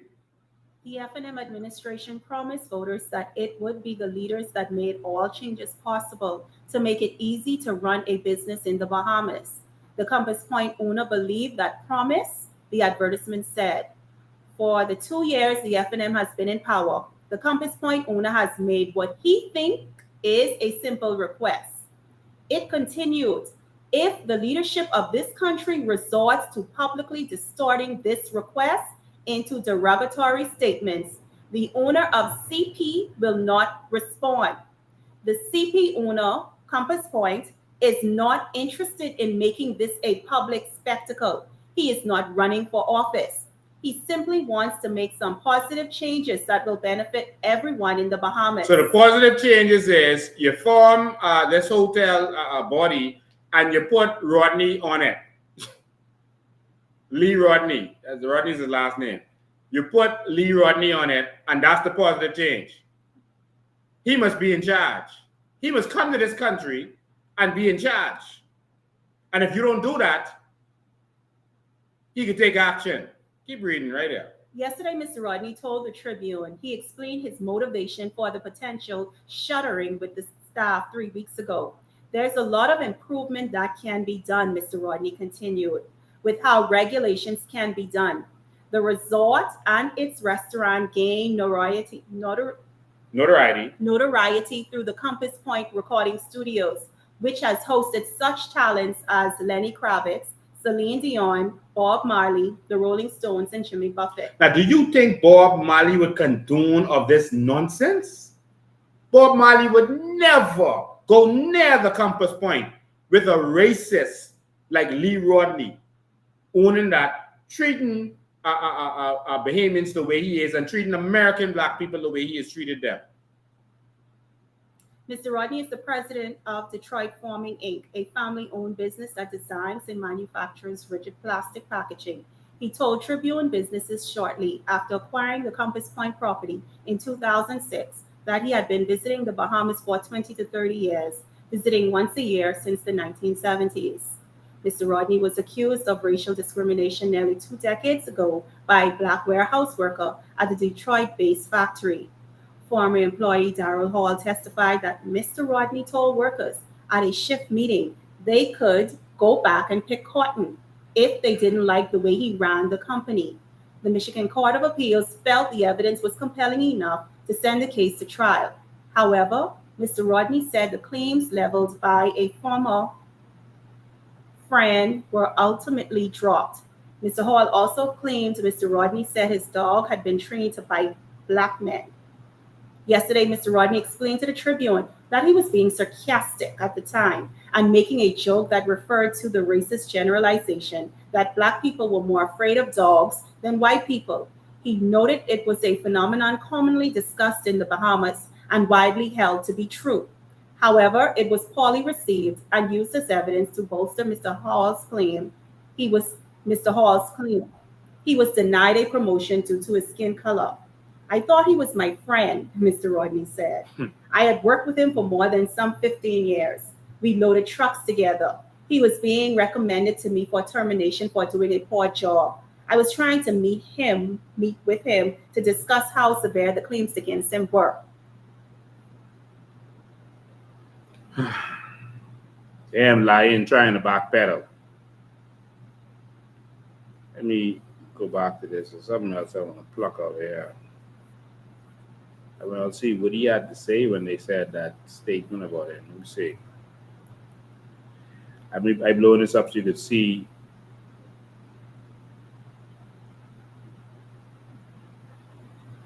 Right here.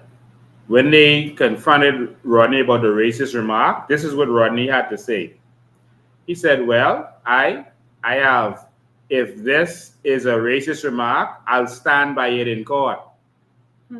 I have been observant that some black people, more so than white people, are more afraid of dogs. I have a home in the Bahamas, and it's stated, it's discussed as fact there. So in other words, y'all, Bahamians, y'all is entertain this stuff. He said if it's racist remark, then so be it. He'll stand by that. He doubled down on his racist remark. That's how sick this man is. That's how sick he is. You see how much more I could get in. I want to show you all a couple of documents.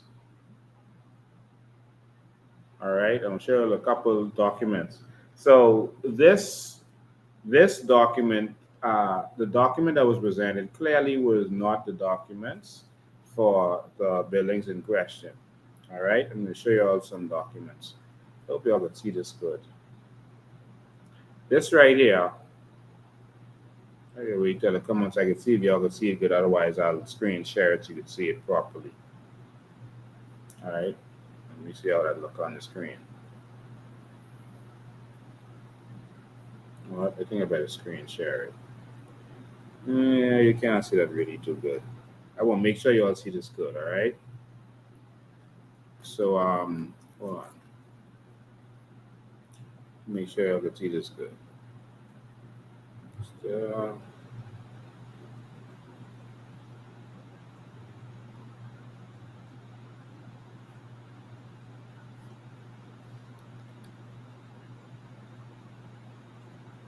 Okay, let me screen share this for y'all. I want y'all to see this. The skullduggery that these people are dealing with. They will do anything to block freedom of speech. Watch this. So let me blow this up for you. I just wanted you to see it good, so now I'm screen sharing it. Look at this. This is what the conveyance is. They saying, you know, this leader I didn't name me on this because he is saying he did a mortgage to the white woman. So that's how he get involved in it. So this is what they're saying is the document. CC Beach Club, whatever. That's the Nelly woman. So it's saying conveyance of all those pieces or parcels of land comprising houses 1, 2, and 3 Beach Cliffs, situated in the western district of the island of New Providence. One of the islands is called Middle Bahamas. Now, anyone who's ever seen a conveyance before know that what you do is you describe where the property is. You say bounded on the north by the Atlantic Ocean, boundary on the south by the shopping plaza, 160 feet from east to west, and 70 feet from south to north. You describe the property. None of that here. Because they just try to put together something that they could pin. They could use this for any document on West Bay Street, call anyone the Cliffs, and just take it. Notice here, this document says, conveyance of all those pieces or parcels of land comprising houses 1, 2, and 3 Beach Cliffs, situated in the west. Y'all see that? They say can't see it. Let me blow it up some more. Just let me blow it up on your screen. Oh, they say can see it. Someone said they could see it. Okay. I don't know if it's blowing up on your screen, but I blown it up. Oh, but it ain't blowing up for y'all. Okay. All right. So that's what the document is. Let me. Is there a way for me to blow this up?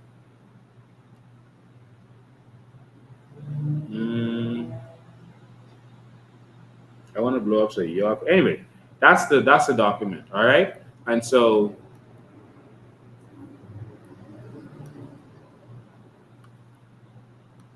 This is another document, say for house number 4 Beach Cliffs. So this is a different one for house number 4 Beach Cliff. And that building ain't condominium high, so it can't recommend this, and ain't no houses there. All right. House number 4 Beach Cliffs. That ain't no house. But there's the problem. The Cliffs is next door. This used to be called Beach Cliffs, and now it's called the Cliffs after they renovated it. And that's next. That's like 4 buildings down. And so as you can see, they are definitely in the wrong place. This is sickening. And so what happened was for the court purposes. Oh, you couldn't see it because I still had this thing on here when I did the screen share. I am so sorry about that. Let me just do that one more time for y'all. I am sorry. I made a mistake just now in how I was doing it. Sorry about that. Let me just pull that up. One more time. I'm sorry. I see what the mistake was. What I do? Okay. All right. Okay, let's do that again. So here's a document. Yeah, I was trying to blow it. I was wondering why it wasn't blowing up for y'all, but it should be blowing up for y'all now. And it says conveyance of all those pieces or parcels of land comprising houses 1, 2, and 3 Beach Cliffs, situated in the western district of the island of New Providence, etc. All right. So I just want you to see that with your own eyes. All right. Now it's blowing up for you. All right. So that's what it says. So let's go to the next document. Sorry. Here, and then they had another document here. House number 4. All the pieces of parcel of land. So not no condo, comprising house number 4. All right. So clearly it's the wrong one. Situated in the western district of the island of Providence. That's it. So not even on West Bay Street. So any house number 4, they put Beach Cliff on, situated in the western district of the island of Providence, one islands of the Bahamas. So they could go take any property with this. Because no house number on any of those condos is number 4. So they could use this same document to take any building in the western district of the Bahamas. Any building. So as we speak right now, And they have been doing that. So as we speak right now, both of those lawless foreigners are in this country they are now possessing this building that they wrongfully kicked Bahamian citizens out. All of their belongings, their personal belongings, has been taken out the house and thrown in the dump. This is where we are. And this is why I get so upset when we are dealing with these type of cases. Because when you do this to a family, you are now affecting not just them, but you're affecting their whole family, children's children.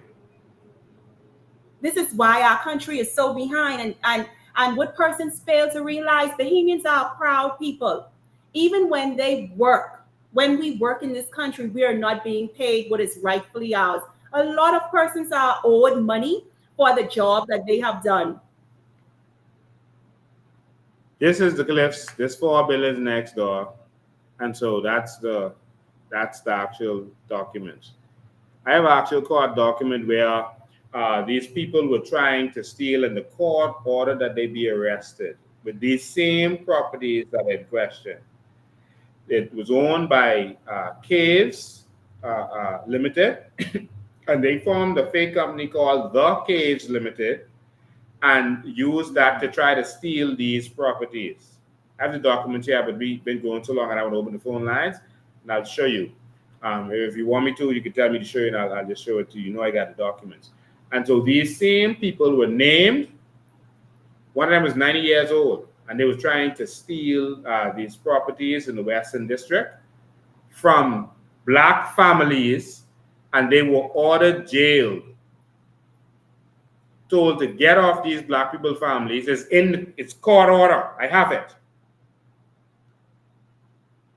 And that's what's been going on. And our black lawyers and our black politicians have been assisting them for some money, for a couple of dollars under the table. That's what's been happening in our country. We keep talking, but I want to open the phone lines to let you all get in on this conversation. How do you feel about what you're hearing? How do you feel about this corrupt action by the PLP? You know, it's like Philip Brave Davis. You know, Dr. Miles Renault said we would have gone 50 years forward or 50 years backwards. And it's clear we went 50 years backwards. You know, Brave Davis seems to love massa. He got the white attorney general to go on the farm to harass, in the well fields to harass the black people.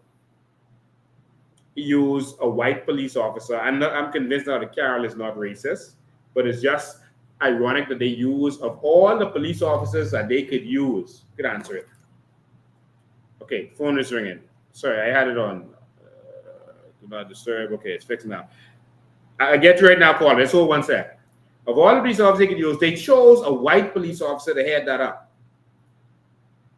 And then now they got a white minister of works to carry out their demolition orders.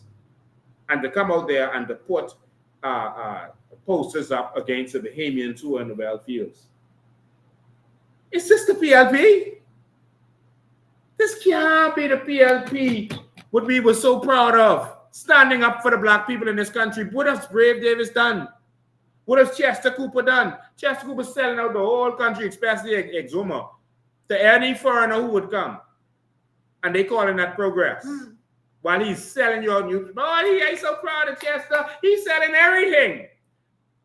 He got all the foreigners to come and we giving them everything we got.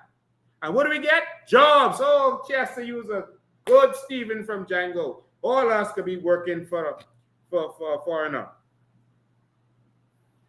Let's go to phone lines. Good afternoon, you're live. Good night, my president. Good night, Miss Charlotte. How you guys doing? Angry. I am angry too because that evening when I helped someone drive. That evening when I saw all those, it was 3 black SWAT cars there. It was more before that. That was the second time when they came. And I saw them. That officer wants to know how the locks. They had the box cutters in their hand because when I saw that, I pulled in the opposite parking lot. I said, look what they're doing. I said, they have the box cutter breaking the lot, and they had some other female officers that was there, another female person, and I was like, oh my God, where Mr. Arana, to know what's going on, because they was breaking everything, and I was like, the person who I was with, I was like, this is ridiculous. I said, sad, we have to fight for our own things in this country that belongs to us. To these foreigners, and it was injustice. It's wrong.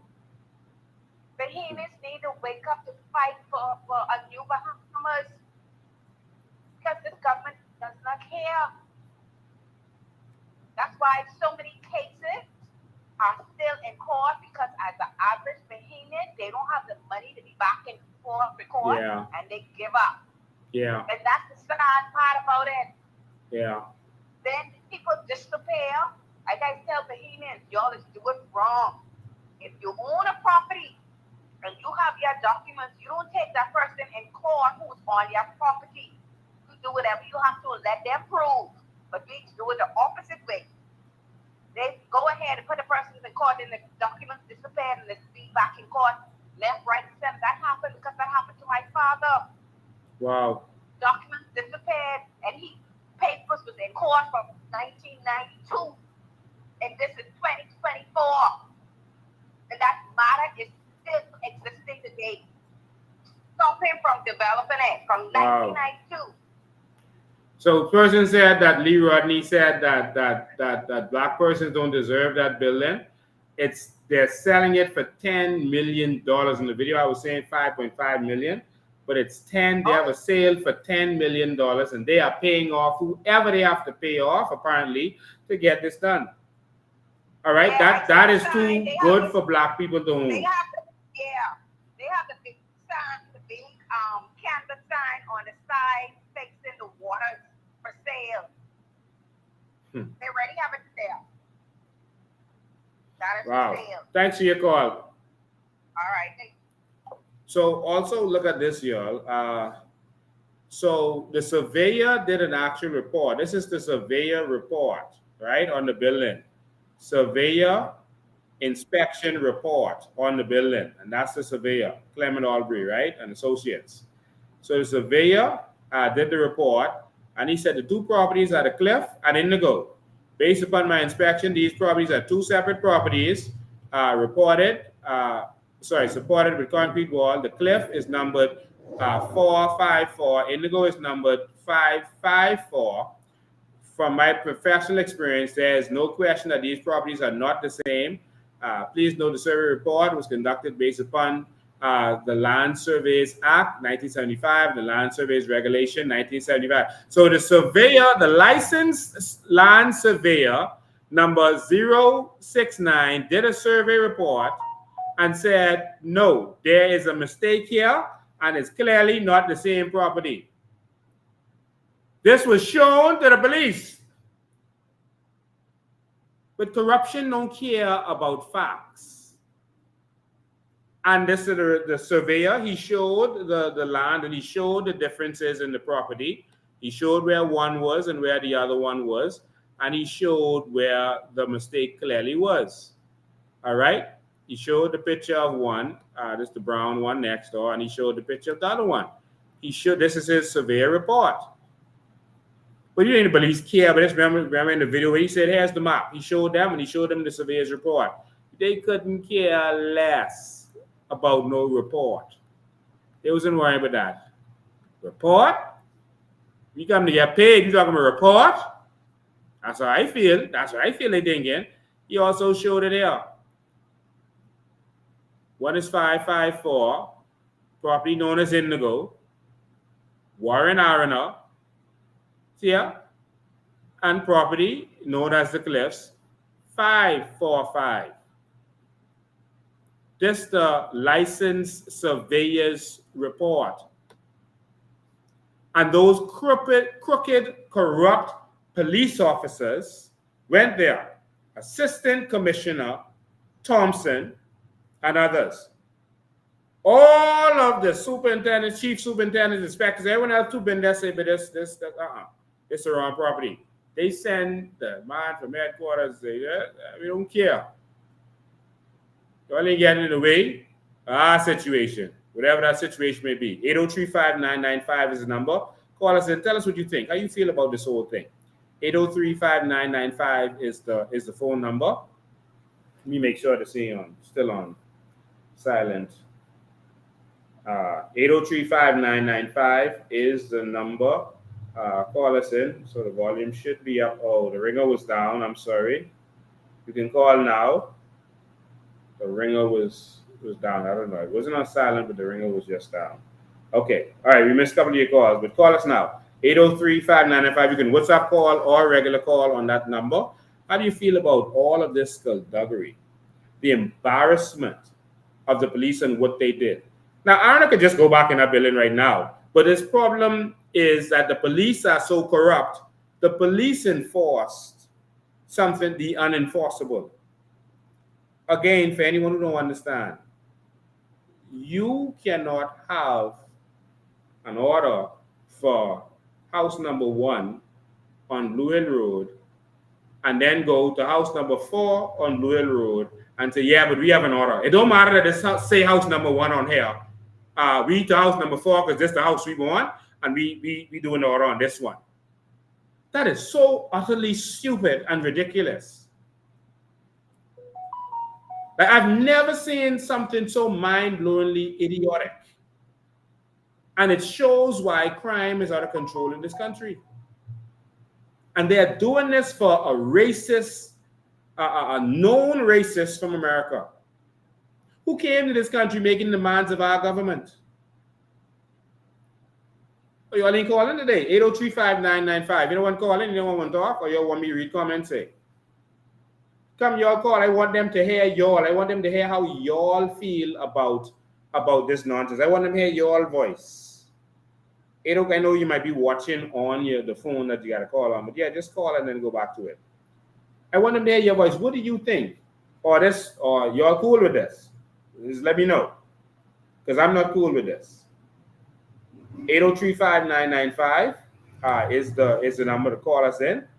If it's something you don't agree with, let me know. But how do you feel about this whole thing? All right, let me know how you feel about this. We need a new Bahamas that puts Bahamians first. Because when I saw the police, knowing that this was a crooked deal, put an 81-year-old pastor and his 80-year-old wife out on the street, we ain't got no Bahamas. And there's no reason to respect the law in this country. Good afternoon, you're live. Good afternoon, Mr. President. How you doing? Mr. President, I am upset to the max, to the point where I almost fell out of character on a major scale. Wow. The thing is, the Bahamas government, both administrations, including the FNF, because we know that Trinidad is a coward. We have never seen Trinidad in no shanty town or standing up for the Bahamian people. He only seems to be standing up in Parliament when he can talk and probably get a photo op someplace. But the thing is, all administrations are racist.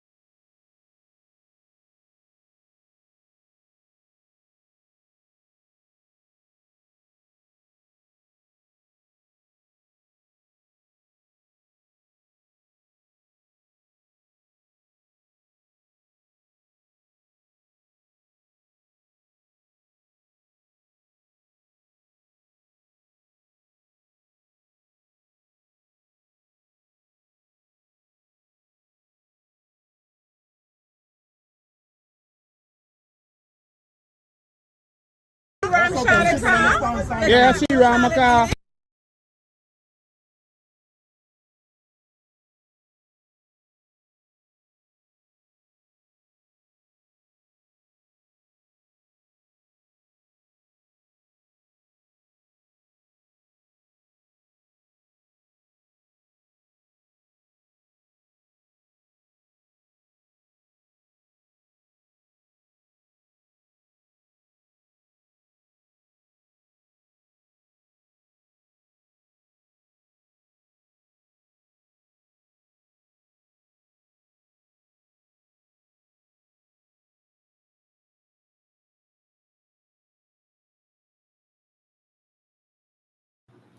Thank you for your call, man. Excuse me. Yeah, we probably need to go pay this man's house a visit. Since he won't come to the elderly Bahamian's house and bring the police with him, we probably need to go pay his house a visit. I'm going to find out where he lives so we could go pay his house a visit. Probably have a little seance. What do you call the thing? Not the seance. A vigil. Have a vigil there at his house for those people who What is highly disappointing for me is the fact that after the lead security of this organization, along with myself, were done with you and your live, and this very same lady attempted to follow me home. She tried following me home. When I realized that I was being followed, instead of going home, I decided to take go in a different direction from my home. Again, she still proceeded to follow me. I then communicated with our head security, along with Mr. Lincoln Bean, where she was intercepted. And she deliberately 4 times reversed her vehicle into my car. 4 times she did that. And she mashed my car. I then went to the South Beach police station, where it seemed that she is already known. I reported her. I put in a statement. I also took photos of my car. The police came out and looked at my car. This happened about 7 months ago. They have yet to arrest her for this. Now, this very same woman, along with this white foreign man, has the police working for them. This was attempted murder. I told them what she did. I reported her. And now she is working with them and they are working with her. This is the very same police force that is sworn to protect and serve its citizens in this country. But yet this very same police force wants citizens like us to work along with them to assist with the crime that's going on in our country. Now, how am I supposed to deal with a situation like that? And when people start taking the law into their own hands, the police start to wonder why don't the people just resolve their matters, just come to the police and resolve things the right way. But there's no justice for Bahamians in this country. And so Bahamians must take the law into their own hands until we have a just and righteous government who is not in bed with all of the criminals. Lincoln, and this very same lady, a report was not only made against her by me, but also against the residents in that very same building. She threatened the children in that building. She cut their electricity wire. She damaged their vehicles by putting something in the gas tank.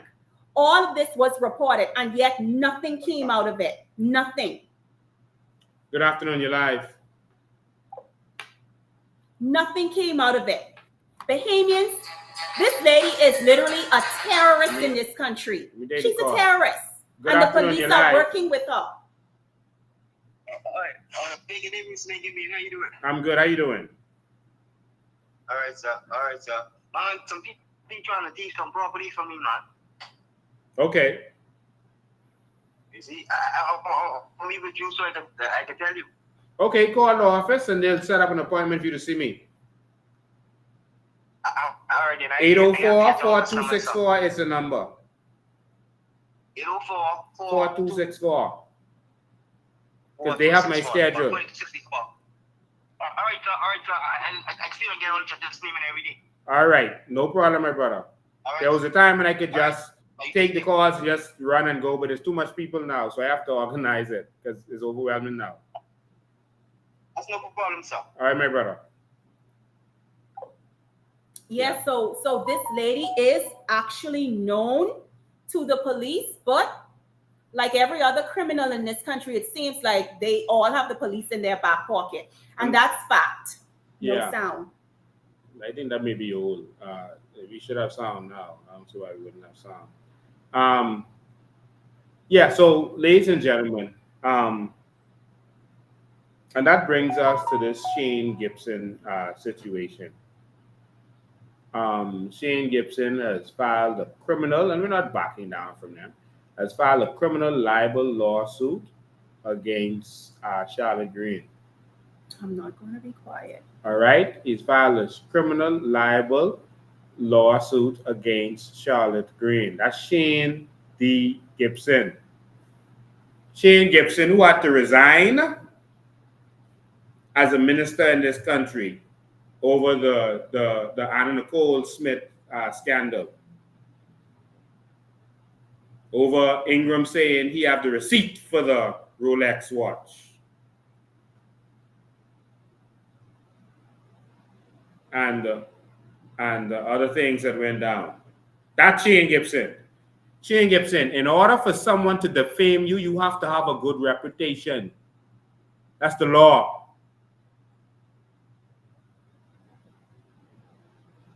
You had to resign as a minister. Shane Gibson.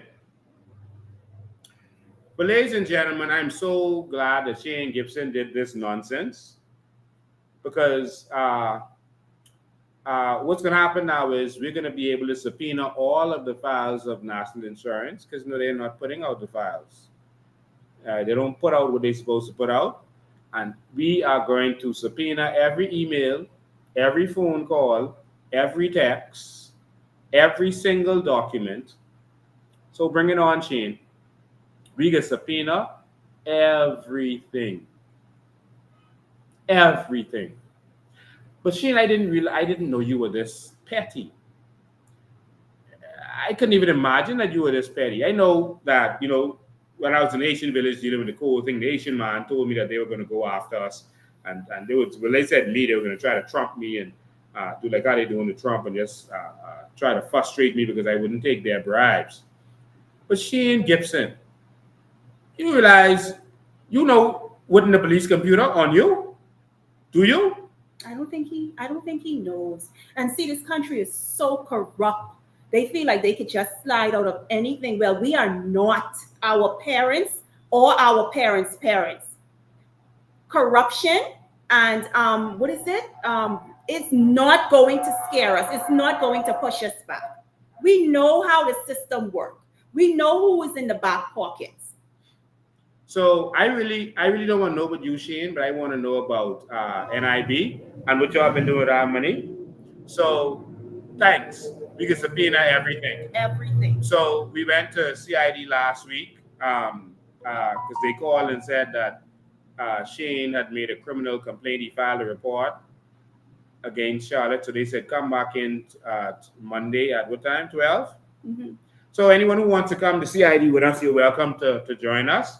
But I'm going to be at CID Monday at 12 o'clock. That's tomorrow at 12 p.m. And we'll be there in solidarity and in support. Shane Gibson, how much more do y'all want from the Bahamian people? How much more y'all want? Do y'all want blood from us? Y'all then benefit in every single way in this country. You go on from declaring $10,000 and a Ford Explorer to gated community and all kind of things else. What more do y'all want from Bahamians? Y'all want our voice now? Our blood? Ingram said about Pindling, he said the chief is a thief. Pindling ain't sue him. Pindling didn't file a criminal case against him. These politicians are today a bunch of lady men.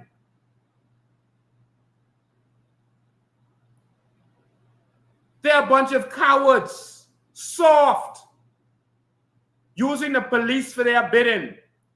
So now the police is doing the bidding of Shane Gibson, who just got another $2.5 million from the Bahamian people because he got away on a technicality. After all that money went missing at NIB. Now, I'm not saying this to sway y'all one way or another about a possible case, because if Charlotte is found to have done wrong, then she will pay. But I think she signed up for this to say what she have to say and be nailed to the cross. She have no problem with that. So I'm not saying this to convince you all Shane Gibson right or wrong, or Charlotte Green is right or wrong. I am saying this to say, from a political standpoint, how much more y'all want us to take, man? This ain't about us convincing you that we right or wrong, Charlotte right or wrong, Shane right or wrong. Martin Luther King say, yeah, man, lock me up. Yeah, I know, I'm wrong. He said I'm wrong. I eat in the restaurant. I'm not supposed to. The amount of sins and crime and skullduggery these governments have done against the Bahamian people, and they want to run to CDU or CID for something that I said, bring it on. Because I am not stepping down. The truth will be told in this country. Too many people went out of this country and justice was not served. Too many people died in this country waiting on property, waiting on their land, only to be met with a how deep is a grave. That's the only property most Bahamians were able to have in this country. Our crown land. We cannot have access to it. We have to go and take it like we are some criminals. But she ain't get gated community. I'm not going to be quiet. You're taking away our voices. You're taking away our freedom of movement. It seems like you want to take away our lives. I will not back down. I will not. And I thank persons who are calling and checking on me. I was trying to figure out what was going on, but I'm ready for this and I'm prepared for this, and I am not backing down. I am going to stand up in my country. And many persons, I understand, fear victimization. And I keep telling persons, greater is he that is in you. When you are set out to do something, we must get it done. We must get this done. This is the only country we have. The only country we have. And we must fight for it.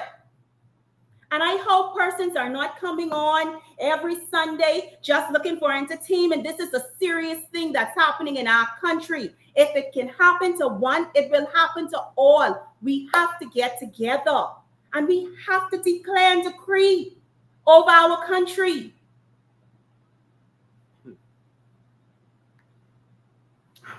Ladies and gentlemen, thank you for tuning in. So tomorrow at 12, we're going to CID on Thompson Boulevard. You're free to join us, to stand with us. Sometimes this battle is a lonely battle, but we continue to stand up in the face of whatever it is. And there's going to be more. There's going to be more attacks, more lies, more slander. I'm calling on all of the patriotic Bahamians to focus on the bigger picture. Focus on the real picture. We got to save this country. There might be some people who don't get along. Even in our organization, there might be people who don't get along. Put aside your differences and let's save this country. This country is falling apart every day. And I am here for the Bahamian people and for the Bahamas. We are here for the Bahamian people and for the Bahamas. That's what this mission is about for us. This is not about being empowered. This is that we know our country in trouble, and they're going to try everything to silence us, but it won't work.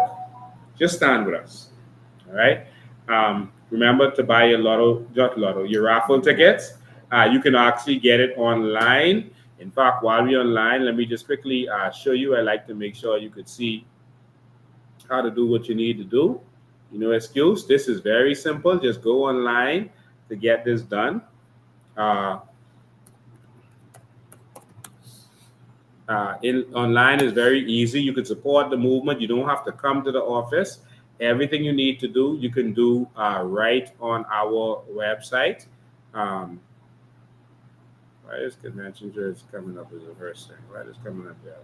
Oh, someone did something to this.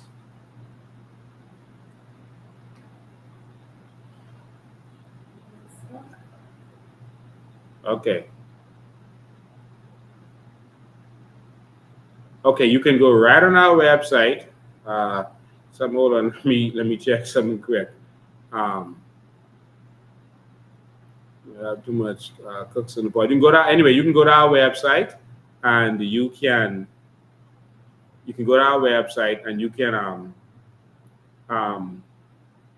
order your shirts and order your raffle tickets right online. Right online, okay? So go right to our website and order your raffle tickets and order your shirts right online. And so it's very easy. Just go there right now and you can see your shirts, etc., etc. All right? Trying to look this up.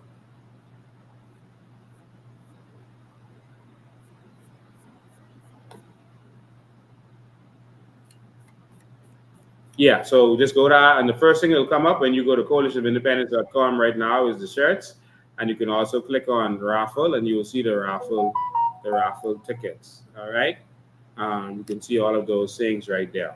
So the shirts and the raffle tickets, right there for you, and you can order right now. In fact, let me just pull it up for you.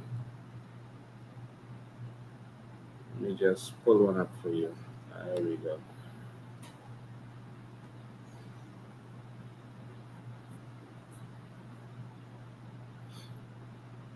All right, let me just share the screen. Sorry about that.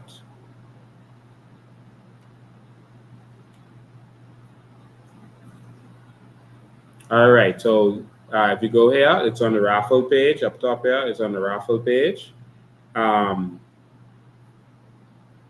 And so you can go right here and you can plug in your information. When you click submit, it'll allow you to pay.